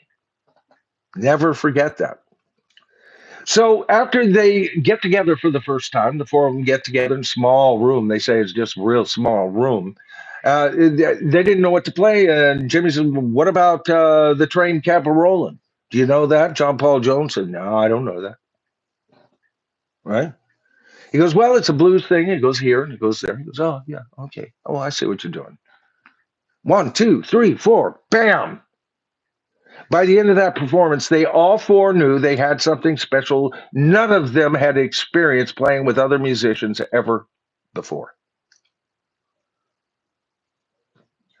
Destiny written in the stars, practically, right, folks? So Jimmy knows he's got something. He's still the boss. He's got some money saved away. Made good money as a studio musician, right? And he's going to make an album. And he's got his he has got an absolute blueprint of how he wants to go about and do this. First thing, get that band over to his home in Pangbourne, on the banks of the Thames River.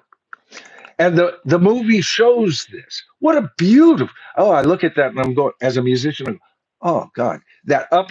He had them convene in the upper story of that house in the film. Big window. Oh my God, as a musician, on the Thames River with the greenery. Look at it on the film. Oh, one time in the Russian River, I was for a period of time. We were up in the hills amongst the redwoods, right, in this large one-room cabin, and you had to take a tram up a sheer cliff. Your equipment all in there. But once you were up there, you'd see the tops of the redwoods. It was absolutely magic. And what I was on, it was even more than magic. All right. So when I see this part of the film, I'm going, oh my God, what the hell? How could anything but magic occur out of that setting, especially when you had four geniuses, four virtuosos, four people who are about to change the world and do it on top of what the Beatles had already impossibly accomplished. All right, so they get into the studio, and first of all, Jimmy finances this. So they got to make real quick work of this. And so that's why at Pangbourne, they're going through this stuff, everything. And he's envisioning what he's going to overdub if he has to do any basic overdubs. He's got to keep that to a minimum. They got to kind of do this as live as possible and then add the sauce and stuff like that. He's pre-thinking this the whole time. And at the same time, they're also going over other material because they knew they'd be playing for longer than just the limitations and endurance of that album. See, he's thinking the whole time. He's also got connections. The film doesn't indicate that, of some upcoming gigs that they would wind up doing and touring. Is it Denmark, I believe? As the New Yardbirds, very temporarily, right? But it's Led Zeppelin, right?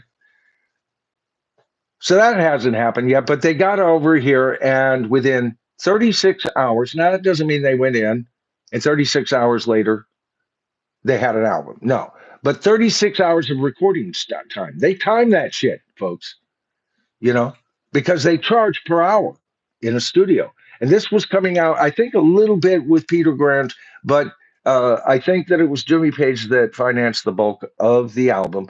And they did it in 36 hours, almost competing with the Beatles' impossible record of recording an album in less than 12 hours, or 24 hours if you include the 4 tracks that were on the Please Please Me album. But now think of these 2 albums. And Please Please Me at the time was amazing.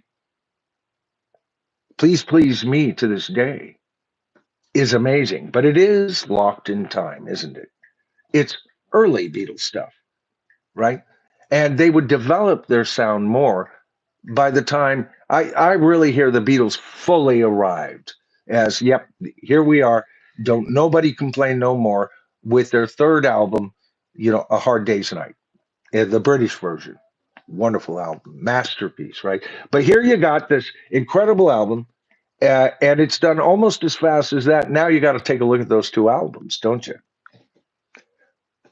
I consider Please Please Me and 12 other songs with around about, it's got the longest title in the world.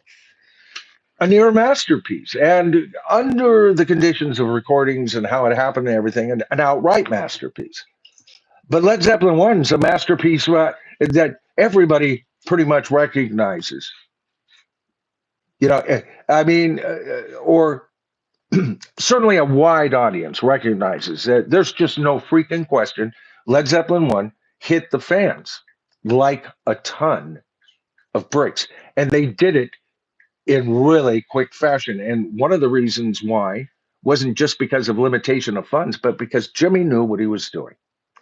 Jimmy immediately, John Paul Jones said in the film that he was amazed with how busy Jimmy was in the studio, that he was concerned with mic placing, room acoustics, cross-fading tricks while remixing, mixing ideas, and the backwards echo on You Shook Me. I told you we'd get to this. Swear to God, I keep my word. All right, so that is like, if you think about it, you don't know anything about recording. That's an impossibility. How can you have a backwards echo, right? An echo is that which proceeds after the original or initial event. Hello, hello. You can't get hello before unless you say hello so that it can echo, right? Do you see that? And yet somehow on Led Zeppelin 1, we have a backward echo. How did he do that? Excalibur. No. This time he didn't need Excalibur, just needed a little knowledge. I'll show you how he did it. Let's put somebody's vocal on. Here it is. Track 1, track 2, track 3, track 4. That's how they did it back in the day, right? A lot of albums, 4-track. Guitar here, right? Vocals here, drums here, bass here, often. Okay. Or you could just do it. We're going to do a little exercise here. Vocals here. We're not going to concern about anything else. How now on this song, Robert also has echoes that the echo after the event. So how did they do that? Well, one way they could have done it was he sings dry. They insert a signal in between that and another channel. Let's say he sings dry in channel 1, channel 2. They record it and imprint it with an echo. So instead of him going, yeah, my baby left me, he now gets, yeah, yeah, yeah, my baby left me, right? Echo. All right, so you got that. Now, just for the sake of simplicity, let's erase that. Now we only have tracks 2, 3, 4, right? How do you get an echo before it? How do you get left me? Yeah, my baby left me. So how do you get, yeah, my baby left me, because that's the effect. What you do is you flip the tape over. Now, what is on track 2 is now on track 3. And now you put an echo signal between that and bounce it to track 4. Now, when you turn that recorder around to let that song play forward you now have a forward echo and a backward echo. And there are critics out there, and I'll read a couple of comments by the anus brains of the universe that say Jimmy Page is not a great producer or a good recording engineer. What do you think? I rest my case, ladies and gentlemen of the jury. He's amazing. I learned that trick myself. What about Plant's lyrics? Django Thunder says, not Yeah. much talked about. right? And if you've ever been to my channel for any period of time, go see some of my things. I think he's one of the most underrated lyrics. He gets cut down all the time. And part of the journey of this film is him learning to become a lyricist because he wasn't very heavily involved in the first album. Jimmy supplied a lot of the lyrics or stole them, right? So, as a matter of fact, Robert, to answer your question, was it Django, baby? Django Thunders. Yeah. Django Thunder. To answer your question, Robert in the film even says, "I was sitting here at the." I'm paraphrasing, but it was kind of like he was saying, "I was sitting here on this powerful musical machine and learning how to put myself in and how I was going to fit in melodically."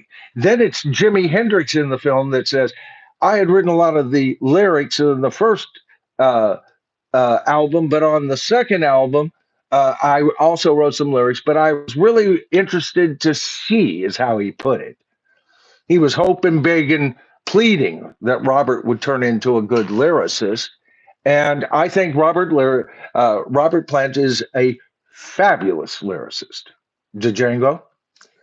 All right. So good point. I'm glad you brought that up right at this point. That's a good little addendum. So anyway, they get to this point, and what does Jimmy have to say about this new album? In the film, he says, "You know, I found out that if you finance the album yourself, you're in a much better position than if you were going in with a demo tape." Amen to that. So if you knew what you were doing, and I just gave you an example that Jimmy Page knew what the hell he was doing, didn't I? There's no missing of a beat here, folks. I just gave you concrete evidence.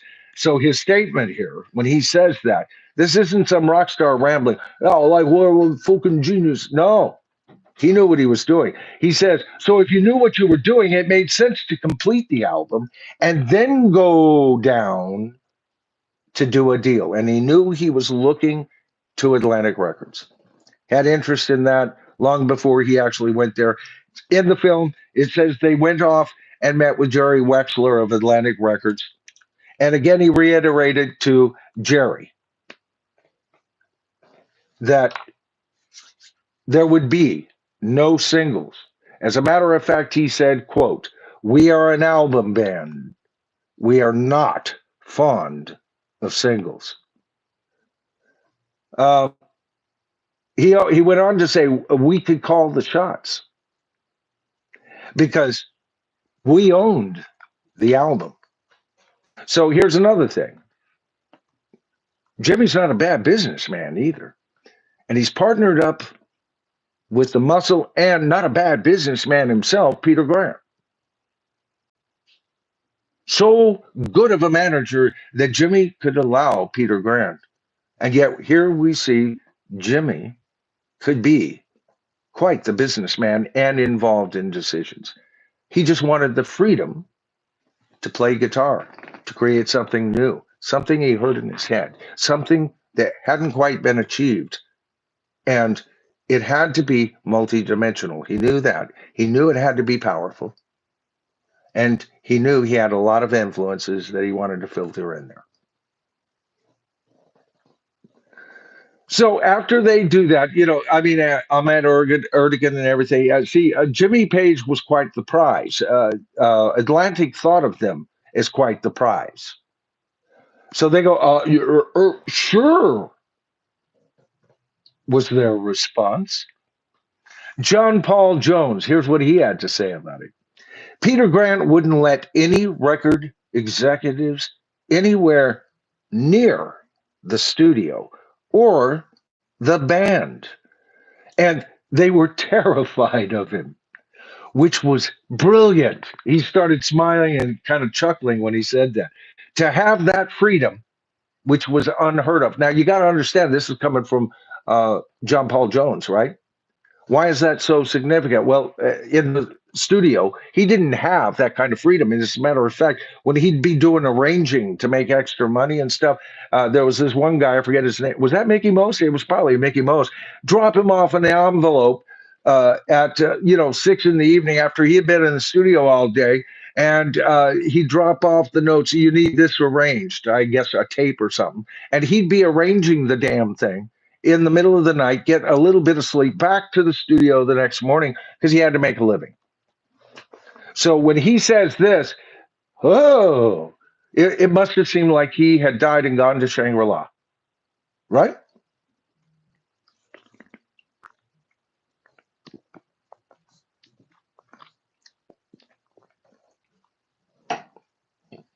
So everything's going good. Now they've got to meet the crowd. So they've got some gigs in, like we said, they've got this one thing going over there. We're not going to focus on that. We're going to focus on the story today. And I noticed, I have seen the one of them on their tour of the new Yardbirds that opens up the film. It's one of my very favorite pieces of Led Zeppelin film footage and performance. I love it, love it, love it. It looks hot in the film. So, but I wanted to get on to their, I believe it was Middle Earth. Tolkien was hitting these guys right from the beginning, weren't they? It was it's not a club from what I could see. They have a stage area and then a rising audience and it's kind of in a semicircular circle, kind of like half a Grecian arena, right?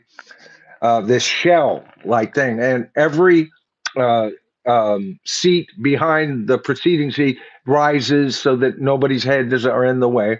Shows them playing, they're hot. I love the way that Robert does this with his mic to get an almost tremolo effect. He's really into the performance. Jimmy's into the performance. And you look out at the audience, you got moms and dads holding their kids, looking questionable. The kids looking scared. Some of the 9-year-olds going like this. Wow. England didn't get Zeppelin. That's for sure. And they're hot in that performance. But they were stunning. Most of those people, they looked like they were anywhere. A lot of the people in the crowd were 30, 35, 36, moms and dads kind of things. There was one guy just looking at him, and I go, right on, brother. He's right in the center. If you watch it, he's just kind of leaning forward. Everybody else is going, or, oh God, my baby's going to have a heart attack kind of thing. Or looking around, Wilma, what was that? Right? That'd be fun to go back in time and watch too. Slap them all. Wake up! So, the audience didn't get them. All right. And they were facing this with more than one performance, but they had faith in themselves. And as they went to America to promote the album, the American press didn't get them either. Okay, let me see if I can get this. I've got those. Okay, I can decide to go to that right now. The American press didn't get them either. Let me see if I've got those. Did I actually take screenshots of that? Be nice if I did. I meant to, folks. That I can tell you. Okay. Maybe not. Anyway, let me see if I've got that in my notes. So I was covering some of the things. Rolling Stone magazine, none of the magazines were nice to him. And that was the internet for rock and roll in those days, kind of, if you think about it. For the most part, top 40 radio, FM's getting more popular, things like that. So there's a source. Rock magazines, right? And friends, word of mouth. And nobody was being very friendly to Led Zeppelin. I could have swore I took those. I wanted to do the exact thing that they said. Maybe it's down further in my notes. I'll get to them later. All right, but they weren't very nice. As a matter of fact, they cut down. Here's the gist of it. They cut down Jimmy as a producer. They cut down. They didn't cut down. I didn't see anything in the film that cut down John Paul Jones, but they did cut down Robert Plant. criticizing his voice as being shaky or weak on the high end, something like that, right? And that John Bonham was all cymbals. Can you believe that?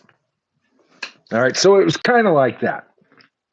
All right, so anyway, they arrive in America, and I think it was Denver. I'm trying to find my notes back here where I was, folks. It was Denver, and they were playing opening with for Vanilla Fudge. Now, Vanilla Fudge was one of the few bands that would support Led Zeppelin, actually get them in and let them open, because although they weren't getting any good ink, Led Zeppelin, by word of mouth, was getting attendances, and they were building with each show.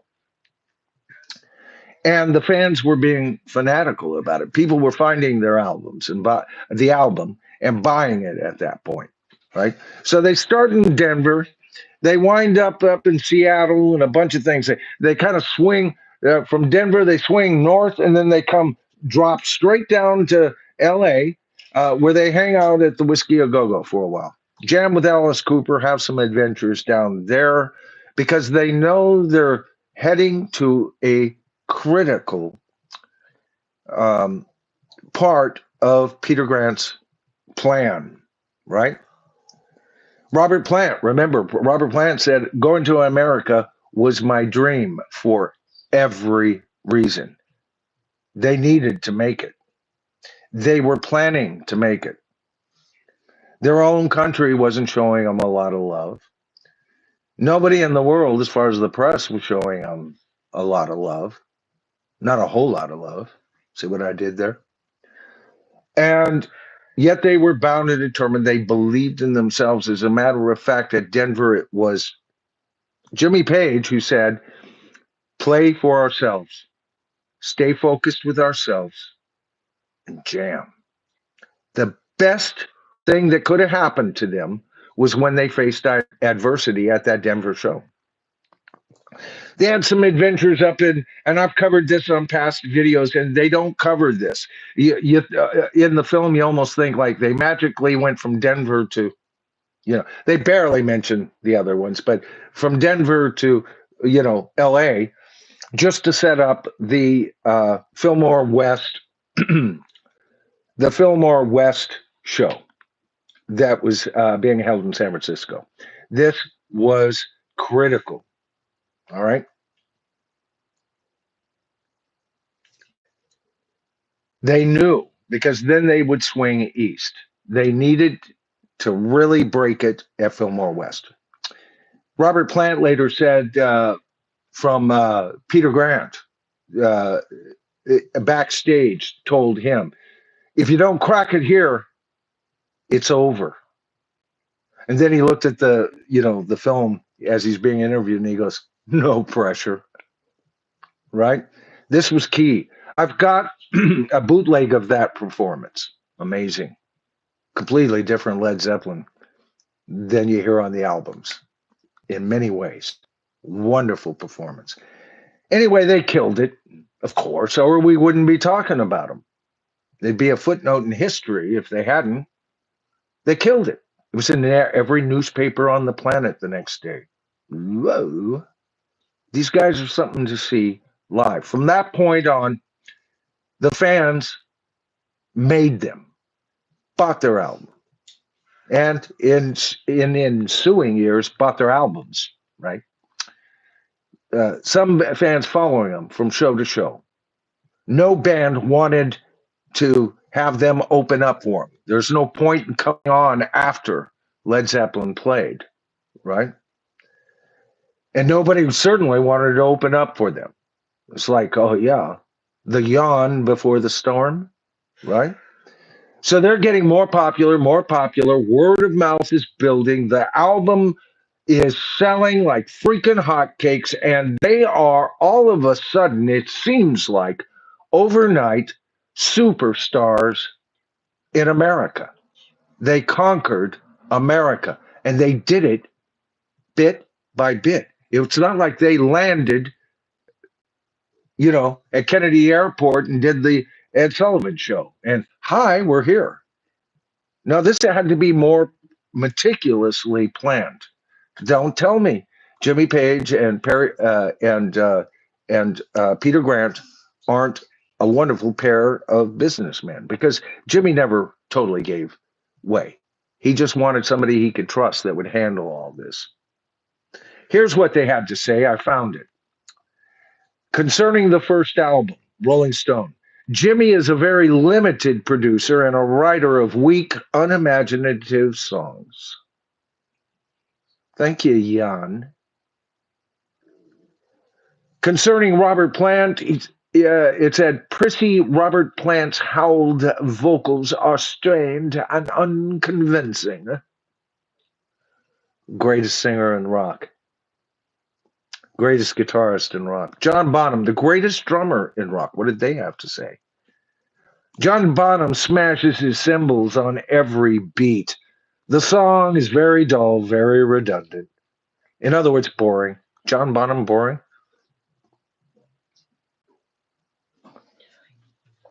What band were you listening to? Because you weren't listening to Led Zeppelin 1. But this was it. And you never knew with John Winter who was being told from the top not to be pushed.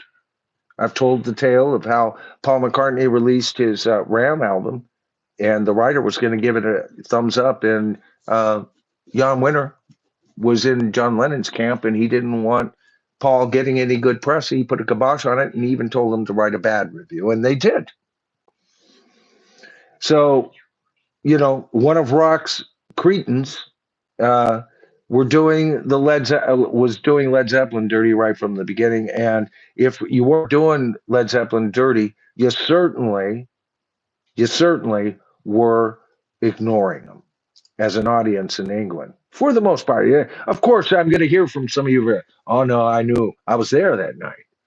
Yeah, no, I knew right away. And you would be smart, and you would be one of the ones that got it. But a lot of British fans just didn't get them, didn't like them, had to be convinced, right? So out comes this album, opens up Good Times, Bad Times. Wow. Is that one of the greatest album openers of all time? Bam, bam. Right? Good Lord. Wake up, smell the coffee. I'm here. You're going to have to pay attention to me because I got something to say. I bet you didn't know LPs could talk. So anyway, another thing, Black Mountain Side. Jimmy he says he used a regular tuning, not an alternative tuning on it. And it sounds like an alternative tuning thing, right? This early in their career shows you directions they were going to go. Babe, I'm going to leave you a lesson in sound dynamics. Oh, okay. What's that, babe? I said, okay. She's going, teach us. She's going, oh, yeah. You shook me. I listened to this stuff just today. Man, talk about Robert doing his Sonny Boy Williams harp work imitation. Isn't that a great cut? And you can hear the influence. And even when the album covers slower paced songs, see, here's the thing, the album breathes, and Jimmy knew this, and he knew how important it is. I saw that. Ben, thank you so much. $2. He says, I think Led Zeppelin is the greatest debut album, and you know what?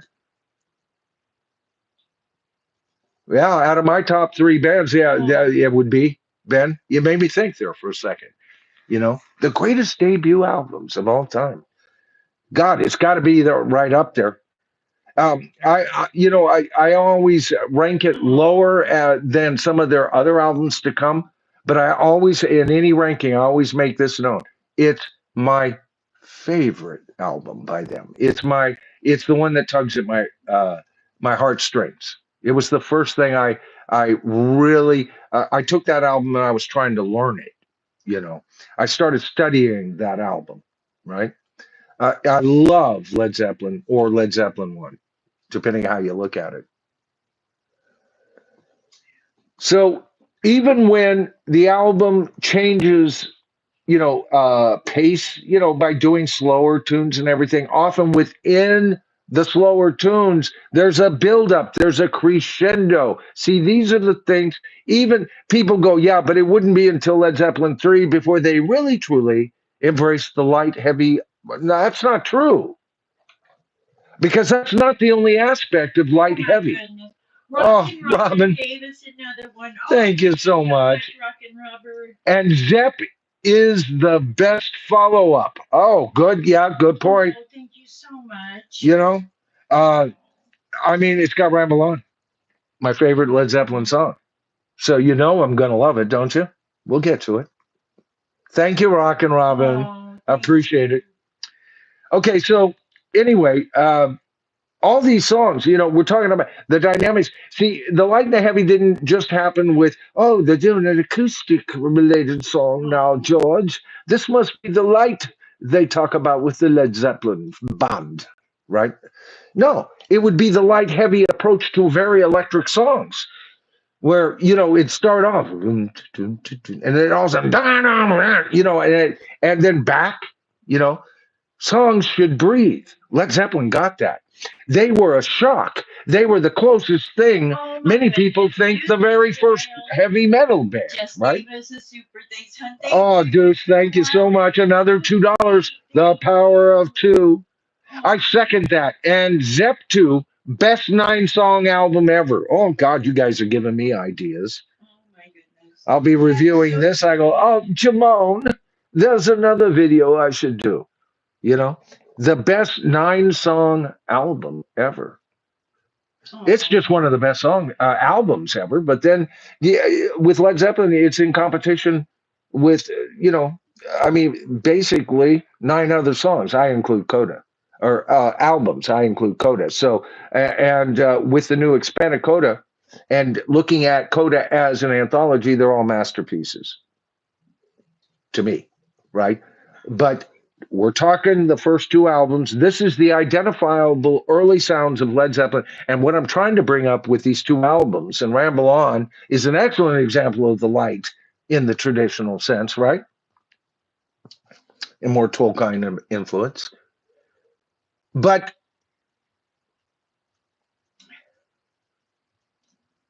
the light and heavy elements has to do with dynamics with any song, whether it's electric or acoustic.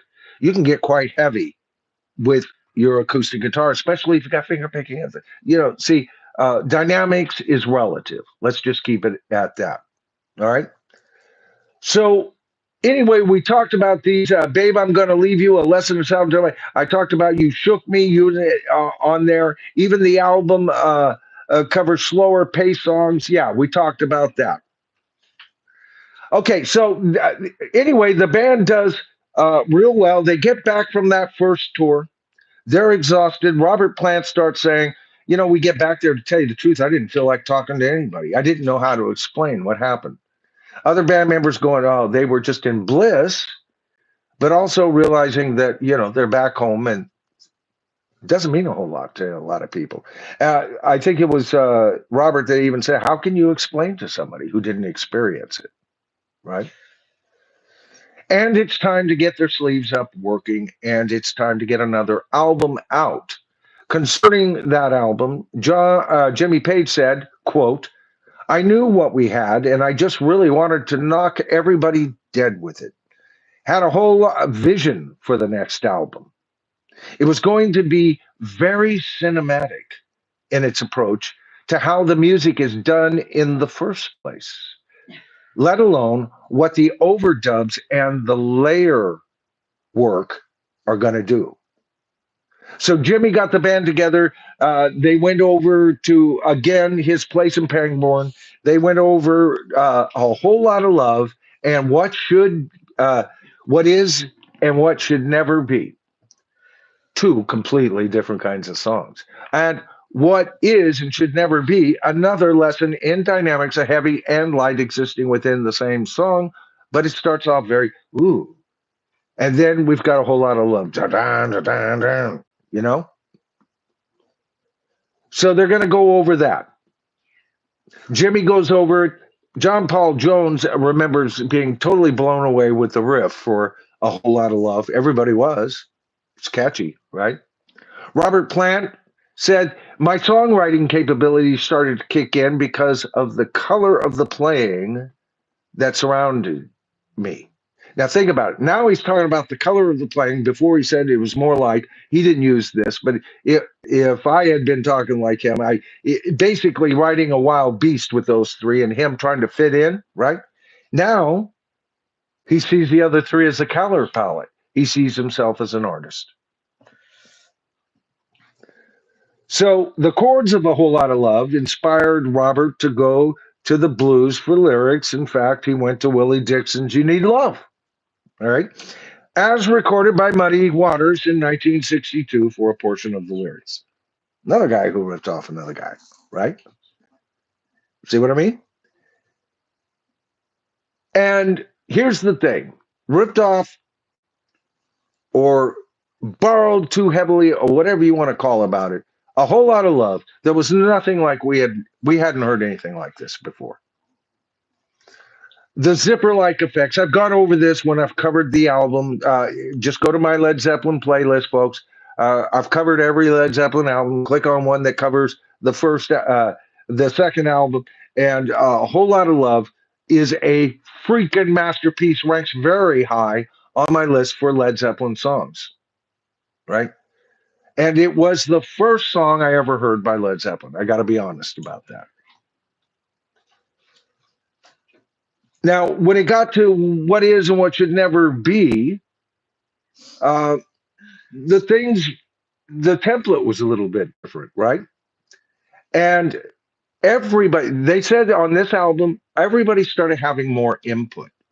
This is the album where Jimmy Page's template is more of a guiding factor than it is a solid rule at this point. We got 36 hours. I can pay for 36 hours of recording. We got to get in and get out. We're going to do it my way, right? Now the band has input. And Robert, for the first time, this album is them all operating for the first time at their peak. Robert's caught up. Anything that was missing on the first album, which wasn't much, you wouldn't know by just listening to it that he was playing catch up at that point, right? Yeah, just listen to it. Sounds like he's right there. But by his own admission, he kind of got his wind at this point, right? When they got to the song Moby Dick, Jimmy said, John Bonham's kit. You see, he was thinking of how to mix it, how to record it. Okay. He said John Bonham's kit was going to spread right across the stereo picture, what we call the stereo spectrum. So then you could have the placement of the instruments within the layering within. Now we see Jimmy Page thinking three-dimensionally for the first time, interdimensionally. See, a good stereo mix and not doing the swing overs, cowbell on stage left or whatever, the embryonic stereo mixes of early rock bands. Now he's getting into the idea, because if you use you go to a 45 degree split instead of 180, you know what I mean? Now you have a stereo field that defines, you can bring instruments in. It almost sounds in your head, and if you're on the right stuff, absolutely 3D. Like you're in the room with him. And that's what he's trying to accomplish on this album, right down to the drums, because he knew what he had with Bonzo, right? Now, he also talked about on Moby Dick that Bonzo, he said this, he knew how to tune. He had the science of tuning the drum. He played with his wrists, not with his forearms smashing. And that is, jazz drummers play with the wrists, right? Bonzo absolutely loved jazz drummers. Was it Gene Krupa was his big influence on that seed, right? So Jimmy went on to say the reason he did that is, he said, so that, quote, everyone could be heard. That was the important thing for me, that everyone could be heard on a Led Zeppelin record. In other words, Jimmy always checked his ego at the studio door. A lesser individual who was a guitar virtuoso would have demanded front and center every time. Wouldn't be doing as long as the guitar is loud, as long as I'm featured, right? He had his vision ruled over his ego. It was something that needed to be accomplished. It was a piece of art that he was bound and determined to paint, and now was being co-painted by three co-equals. And they really take off. That's the difference between these two albums, folks, for me. Is one, we have Led Zeppelin showing all their potential and nearly as good as two. So damn near. It's like, and there are cuts on one that I like better than cuts on two. So it's not a tough, that's a fine battle between those two albums. But if I had to pick one in its entirety, two, I guess, mainly because we're Ramble On, but for a lot of other reasons. All right. So John Paul Jones said at this point, we just recorded what we liked. I mean, Zeppelin always had different influences. These are all quotes from the film, folks. We all listened to different things and always said that Led Zeppelin was the area in the middle. Interdimensional thinking, 3D thinking, 3D chess, right? Robert Plant said, it was very encouraging to peel back the vulnerabilities of starting to create a writing partnership with Jimmy, where we could break down the sensitivities and the possible embarrassments. Writing is a very intimate thing, and yet they say you can't write. And yet I can tell you, writing is a very intimate thing. I'm a songwriter. So when Robert Plant says this, I go, yes, I concur, right? And then he follows that up, you expose yourself, right? And Robert has always been a sensitive individual. He speaks from sensitivity often whenever he's interviewed. Jimmy Page said at this point I had written some of the lyrics on the first album and a few on the second album, but wasn't as confident about my lyrics as I was about my guitar playing. So again, ego checked at the door, right? Give it up to somebody else that could do maybe a better or more artistic job of it, add another dimension to it, make it more even handed, let the blend, let the magic mix. Jimmy was willing to do that, right? Robert had started thinking about that he could bring into the band as a singer. He was starting to talk about providing a melody for the first time at this point. He says, yes, I wanted to see how I fit into the band and how I could provide melody. He wasn't talking about lyrics at that point, although that was one of his jobs. But that's another thing I've talked about. No matter how heavy the band is or how popish a band is, melody is often lacking with a lot of new bands. A good sense of melody. These guys had that on it, and many would have called them heavy metal. Many people still call them heavy metal. Led Zeppelin says we're not heavy metal. I don't see them as heavy metal, but I don't see Black Sabbath as heavy metal. I just see them both as real heavy bands at the time, and that I followed. Right? We didn't use those terms back in the day. Regarding Ramble On, Jimmy said this: I was very keen to have a lot of texture and layering. Certainly on the behalf of the guitar with Ramble On, my favorite Led Zeppelin song. All right. It has these various guitar parts that go in it. Like there's guitar rolling that is moving over some of the verses. Then there's the whole texture of the solo. And that solo, one of the best texture solos on the planet. Robert said that the lyrics for Ramble On were inspired by many places and ruins that his parents used to take him. So if there was a separation of parents, it was probably, late teens or whatever, maybe they were fine. I don't know. It just seems if he was homeless, maybe he could have gone home. So maybe they had some problems there. Like I said, I read the story years ago and I just don't recall. But that a lot of it was based on the places his parents took to him, ruins, right? All right, so now we're seeing ruins, history. We also know, as Led Zeppelin fans, that Robert has a big interest in history and a big interest in English folklore and mythology. All right. And so all of that and the visions that he's probably hearkening back to as a child amongst these ruins all work into it because again, we're talking about a spell that's being wove here, aren't we? Right?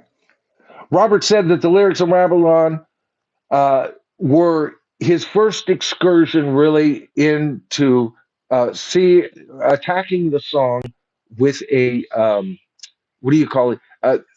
A presence that was already in his mind. You know that was the flavor, and everything followed suit.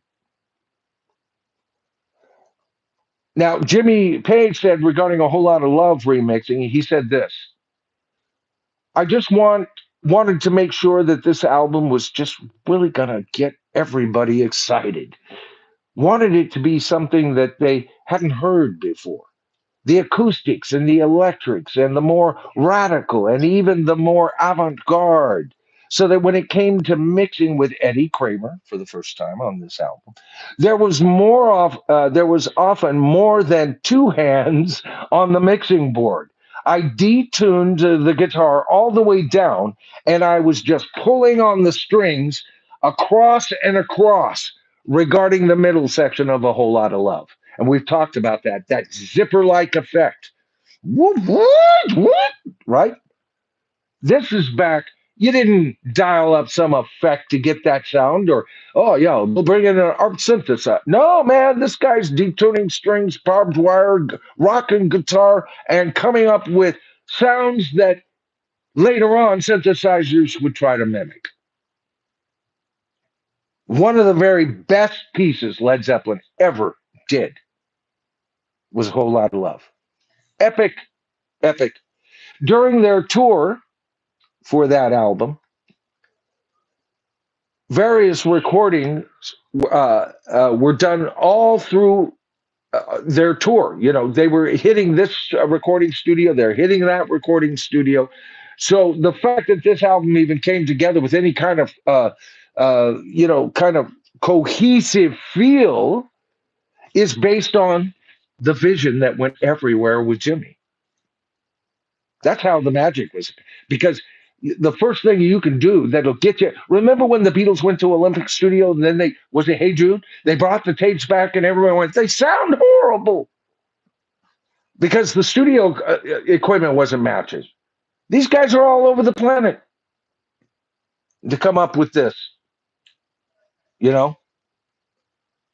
And all while they were doing it, they dealt with it with a room and a plane and a room, a limo and a car, and a plane and a room.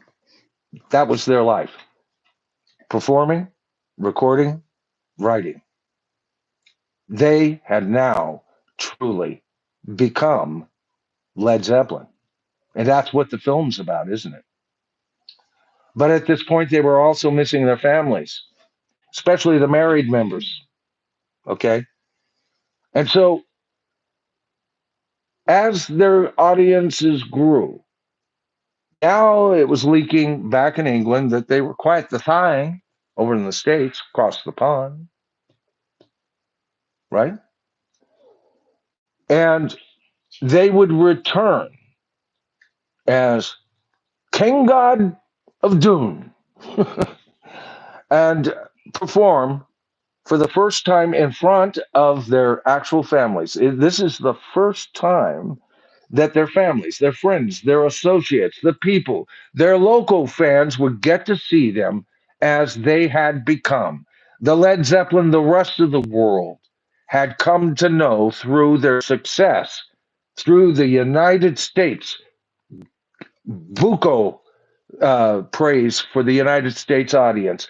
They played the Royal Albert Hall, and Jimmy said it was 1 year before that date. I don't know if it was right on, but he said 1 year earlier they had just done the Fillmore West show that broke them. And that and all of those things in this film make this film not only a great film. So if you haven't seen this film, right? I didn't get to see it in the theaters. I've been so busy on the channel. We had family matters coming up and everything, but as soon as it became available, that was it. I bought it. Got to get it right and got to watch it. I wanted to go see it in the theater, but you know what? Looking back on it, I'm kind of with the exception of being able to see it in the IMAX. That would have been nice. But there was at a point I would have just gone to see it regular in a regular theater. That would have been fine too. But the one thing that's nice about getting it at home is for me to sit down and really peruse this film. All right. It represents the technology of the time, it represents the looks of the time. So for you younger viewers out there, you're going, really? People wore ugly tank tops like that? You'll see some of the people walking around, some of the styles. Hey, man, that was real life. Bell bottoms and long hair. Some of us have never outgrown it. Some may claim, right? All right. So that basically covers what I got out of becoming Led Zeppelin. That's how I dissected it. How did you dissect it? All right. So before we shut down tonight, how long have I been going? Let's see. Well over 2 hours, haven't I? Okay, so I want to connect with some of you before we shut down tonight. I want to see what you guys have to think. By the way, if you see this video and you didn't make it to the original, showing of this video, and you see it again, please give me your thoughts on this movie. I'd be real curious to know what your thoughts are on this movie. There are other documentaries, some of them well done, some right? There are books galore, but this is the first time that Led Zeppelin has come out and said, this is us, this is our story, this is how we're going to tell it. And we even got a couple of clips of John Bonham, to represent his side of the story. I was very grateful for that. All right, let me see if I can get back here. Hey, Zepp Earl, I saw you there in the comment. I love Zepp Earl. He's one of the featured channels on my homepage. Take a look at it. Go over there and subscribe. Major, major, major, major Zepp fan, and probably knows more about Zeppelin than me. Fun fact, he says, they played the Royal Albert Hall on Jimmy's birthday, January 9th, 1970, on their homecoming after the 1969 U.S. tour. I didn't know it was Jimmy's birthday. Thank you, brother. I appreciate it. Great channel. Check him out. All right, let's just see. Hey Jude was, HK says, Hey Jude was EMI first. I think that's what confused him. Oh, okay. Was it not that? Was it not the Hey Jude recording? I thought they went over and did initial recordings for Hey Jude at Olympic Stadium. HK just gave you a super. Oh my goodness! Thank you, HK. I was just answering your last deal here. He says thank you to both of you. 10 pounds. Thank you. Thank you from across the pond. I do believe you're from across the pond. Isn't that pounds? I think. I haven't been corrected yet, so it must be. Right? So well, I'm not sure, but what's that, babe? It doesn't matter what it is. It's just so sweet. It is. It really is. Let's see. What else do you guys have to say here? Oh, Ben Scheidecker bid us all good night. Good night, everyone. Good night, Kimberly and Michael. Thanks for the stream. Got to get up early, 5 a.m. to work out, then get to work. I'll see everyone on the next one. Ben, we appreciate you. And sweet dreams, brother. Get that rest. Retro Gamer, okay, you've convinced me. You can dance like Elaine to LZ?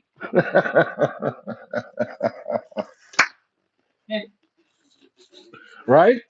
Is that what you're talking? The famous Steinfeld Elaine dance? Yeah? Sabbaths were never heavy metal, says TJRS. They had acoustic and jazzy music on the early albums and went to progressive rock on volume 4. I agree. Planet Carolyn, second album, is not exactly heavy metal sounding, is it? And no, they did the light heavy thing too. I brought that up in my past Black Sabbath albums. So good point. I agree with you. Kevin Hall, Surfing Granola. Kimberly Noland, definitely, yes, interesting. They said that about Led Zeppelin. I was surprised. So he was answering you there, baby. Yeah. Let's see. Dr. Insomnia said it. What else do we have here? Bill Hawkins, Retro Gamer, but you can play air guitar and do the Jimmy Page shuffle in your socks on a laminated floor. That should be in a movie. Maybe we could get Tom Hanks. Nah, it's been done. All right. Let's see. TJR, Doctor, my favorite Stones album, or Let It Bleed. So you guys got into some other music while I was rambling on, right? See what I did there? It's Only Rock and Roll. Some Girls, Emotional Rescue, and Tattoo You. Love all those. All right. Kevin Hall, Norwegian black metal came from listening to Led Zeppelin. Confirmed, I guess, makes complete sense. I'm gonna have to give. I've heard of Norwegian black metal, but I've never. I like some heavy metal, but I'm not a metalhead. I'm just not. I like good heavy rock, and some metal bands fall within that, right? And there's a lot of them, but you won't get me into subgenres of heavy metal too much. I leave that to Thor, who used to show up on Rachel's Ghost, right? Thor on metal, right? He's a metal guy. And a lot of his stuff I like. It's just that I like so many other things. I I find it hard for me to dwell. I'm into Prague. I shall go down Prague. Prague shall be my existence from now on, and miss all this shit because to get that into it, right? But I get jealous when I see Scott Lade talking about all these bands I've never heard of. I go to his channel to learn, right? And he knows more than that. But I just never got into any one subgenre over another subgenre. I love them all. They all have so much to offer, right? Luck Dragon. We have a divining dragon. Now we have a luck dragon. Physical graffiti. Why? More songs, period. Yeah. That was my favorite Led Zeppelin album for a long time. And if I had to pick their best album, it's like picking Abbey Road for the Beatles, right? Yet my favorite album by the Beatles is Rubber Soul. But I acknowledge Abbey Road's the better album. When you're talking about, uh, you know, uh, physical graffiti versus um, Houses of the Holy, Houses of the Holy is their very best produced album. It's their glossiest album. It's gloss. It's there's silk that surrounds it. It's delivered on a plate of chiffon. I mean, there is such a gloss to that that album that other Zeppelin tracks have, but for a whole album, no. So uh, that kind of to me is their best album for that reason. Then four because well, it's a masterpiece, and then Physical Graffiti. Those three, I go back and forth on it. And out of those three, one I listen to the most is Physical Graffiti. When I get into the truck, I'm driving around, pop that stuff on, and I don't even, I'll just hit it on shuffle. Doesn't matter which cut comes off that album. I love it all. Fun fact, says Zeppero, Bonzo started using a double bass. It was so loud, the rest of the band started to hide the second bass drum on him. I heard this story. Yeah, yeah, this is great. Second bass on him. He eventually stuck with one bass. To be honest, his right foot could sound like two bass drums. And yes, okay, I'm glad you brought this up, Vance. In the film, did you notice what John Paul Jones said? I fell in love. He was talking about Bonzo. He goes, I fell in love with his right foot. And right at that point in the film, you just see him doing possible right footwork. He was known for. He was faster with one foot than most drummers were with double drummers. He could do it faster. He was just that good, and that's his jazz influence. You know, uh, even you wonder his foot. He's playing with his ankle rather than the whole thing. probably. Jimmy says that, he played with his wrist, and that's how you get that kind of speed, brother. Man, God, great comment. Love it. The claim that his drums were mixed with sound effects has been debunked. Now, did somebody else in the comments say that? Oh, he says Bonham's drums for when the levee break was unedited and was rumored to be altered with a reverb when recorded. Then he says the claim that his drums were mixed with sound effects has been debunked. Okay, good. And which one was it? Oh, when the levee breaks. Great drum work. Yeah, I didn't know that. Thanks for the additional information. Yeah, was there claims that it was edited, like it was part of two pieces, kind of spliced together, and then special effects? I don't know, Ben, what you're talking about there. It certainly was within the technical know-how and abilities of technology at that time, but I don't think you need to edit Bonzo. I think he showed you just don't need to edit Bonzo. Bonzo knew what he was doing. Best drummer in rock. Best drummer in rock. Oh yeah, and best drummer in rock. Okay, let's see. Kimberly tells Stormcock. Oh, okay, Stormcock. You can take you take care and thank you for your help. Did Stormcock leave? He had to go. All right, James. If you watch the rest of this later, thanks for your participation, brother. I hope you enjoyed the show. All right. Django Thunder says, listen to Art Blakely and close your eyes. That was Bonzo's, guys. And I've said that so many times on this channel when I review an album and everything. There's times when great speakers, you're in the room, it's daytime, you want that, and you want to feel the sound against your body, right? But I usually enjoy headphone, little incense, a little whatever, kind of set myself in. I'm in for the ride. Turn the lights down. I've got this nice little glowing ball, much like you see back here, right? In my front room next to my turntable. And I listen and I go for a magic carpet ride, right? And so I love that. You can close your eyes. What's that? Rachel Noland's in the peanut gallery. Rachel Noland? Yeah. My goodness gracious, where is she? Did she just come in? Yes, she did. Ah, Rachel Noland is my lovely Beautiful daughter. And this is the first time I think she's ever seen me live, ever. Maybe the first time she's ever seen one of. No, I'm not going to do that to you, sweetie.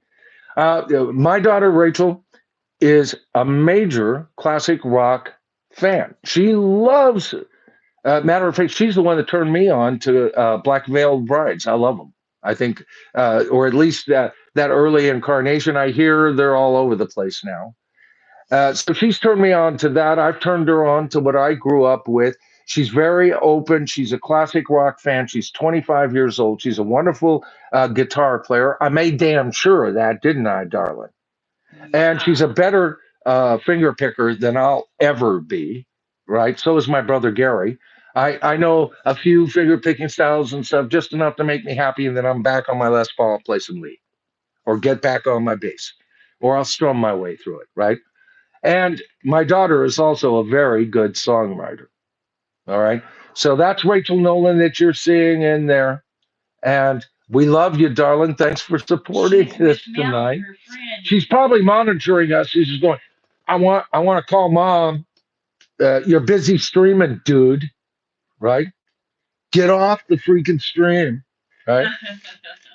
I got to have my mom time. She loves Led Zeppelin. Yeah, she does. Yep. She is a Zepp head. Matter of fact, I was talking earlier that when I often in the truck, I'll listen to Physical Graffiti. Often those times in the truck I'm listening was with my daughter, Rachel. When she was still going to junior college, she's now at 4-year, but she's at university. But when she was in junior college, I'd be picking her up for classes and doing all of this, or we'd go and do some grocery shopping or whatever. And we're playing Zeppelin all over the place. And that was the one band that anytime, it didn't matter kind of what our mood was, we could listen to Led Zeppelin in a truck, and in a truck, you're slightly elevated Led Zeppelin, more pop. Ooh, like it, right? Kind of cool, right? Good to see you, darling. And I think you're the first family member friend Mel is with her. that has ever come to one of my streams. Yeah. It's a family affair, right? Okay. Yeah. Don't sing, Michael. Whatever you do, don't sing. Joseph Blue, good to see you, brother. I saw you. Joseph joined us on the panel last night at Royce. He says, I ignored all the chat while you were talking. Michael, I really wanted to hear what you had to say about the film and other interesting facts. I still haven't seen the film. You know what, Joseph? I enjoyed my time on the panel. I'm sorry I had to leave so early. You continued with Royce.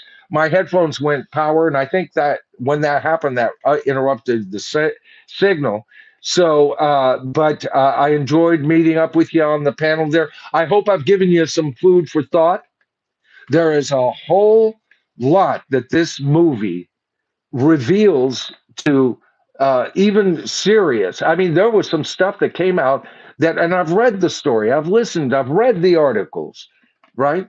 I don't know them quite like I know the Beatles, but I'm quite aware of their history, and seeing it described from their viewpoint, you feel like you're riding the tiger, right? You know, you're on the beast. Okay, you got your reins on it. You're in the driver's seat as you watch them go through the first two albums and their beginning tours and their hello to the world, right? Okay. All right, folks, that's about all I got in it for me tonight. We've been going a solid 2.5 hours. I even outlasted James, and James was he was daring me to have no limitations tonight. Well, I did it, James. What do you think about that, brother? All right. So, once again, if you joined this thing late, I want to thank you for watching the stream. I hope you learned something tonight. We covered this film in depth like I've never covered. I don't think I covered Peter Jackson's Get Back film as in much depth as I did in the last 2.5 hours on this stream. You guys came in with I lost count with how many wonderful super thanks. You know, you keep this channel alive. I put it back into the equipment. You know, I spent a year buying this equipment. Well, a lot of it's older equipment, but the stuff I would need for the channel uh, before I even started, because I didn't have anything to stream to make videos or anything. I had to kind of work from scratch. And that equipment is now 3 years old. Occasionally, you need to upgrade and everything like that. You guys keep it going. I appreciate it so very much. You don't know. When I say I love you, I do. This is a family kind of thing. This is what it's turned into, hasn't it? You know, that generalized agape love for everybody, right? You've made this stream wonderful. We had a great amount of people approaching. We still have 74 of you. I think we hit well above 100 today. We hit well above 100 yesterday. That stream is at last had 2,500 views, so it's one of my more successful streams. For a stream to get 2,500 views, I mean, it already had 750 when I signed off. So everybody's discovering the most well-kept secret in rock and roll. It's that weird guy up on the screen that dares speak his mind and gets all excited about the silliest little things. You see, because I'm Michael Noland, this is The Bottom Line, and you've been enjoying the Tribal Forum. The bottom line indicates that I give you my bottom line, but the real bottom line for this channel is your comments, what you've been doing, what I'm seeing right here, your input. That's the bottom line of this channel. It's the tribal consensus that counts, not my stupid ass ideas on what's right or wrong, or what's music, or what's good music or bad music. I just start the conversation, right? And then that's the channel. The tribal forum is when I, your humble tribe master, get a chance to sit down with you folks and talk to you in real time. I just covered. See, this is why a lot of people do just videos. You know, this video I probably would have done maybe a 15 to 20 minute video, concise and everything. But we let it breathe in 2.5 hours. We went through tons of quotations, tons of information, and I hope I whetted your appetite to watch this film, because if you haven't, you're missing something, folks. All right? So, again, Michael Nolan, I love each and every one of you. Kimberly loves you. She said it before. She cannot believe the community that we've created here. Look at this. You have to scroll and scroll and scroll to keep up with your freaking comments. All right. So, what does the rest of the week entail? In the next couple of days, I have to shoot a members only video for those of you who are members, and I have to shoot one of my regular videos. If I do stream between now and Sunday, it'll probably be Thursday at this point. Okay. I need a couple of days. I need one day to collapse, and then a couple of days to get some of that stuff done. We'll see if I can get back up. All right. Thank you for joining. I appreciate each and every one of you. Groovy, I see you out there. Luck Dragon, Aaron Knight, saw you. All right. Oh, my phone's getting better. Oh, okay. Her phone's got batteries are ceasing right here. This has got to be again one of the longest streams I've done, but this one was well worth it. You know, I think we covered Led Zeppelin like I've never covered in a single outing. I hope that um, I'm trying to see. I'm all tongue tied right now. I was thinking of what's her name that came in late. Groovy Lisa. No, not Groovy Lisa. I already said Groovy Lisa. I said hi, Groovy Lisa. She knows I love her. But Helene Spalding. I had a senior moment, folks. Have pity on an old man. It happens. See what you're doing in 50 years, right? But anyway, good night. Kimberly's in the back. Say good night. But anyway, I hope you enjoyed it. I was thinking a whole lot of you, Helene, when I was putting this information together. All right, folks, we've had fun. I hope you did too. And I'll see you on my next stream. Night, folks.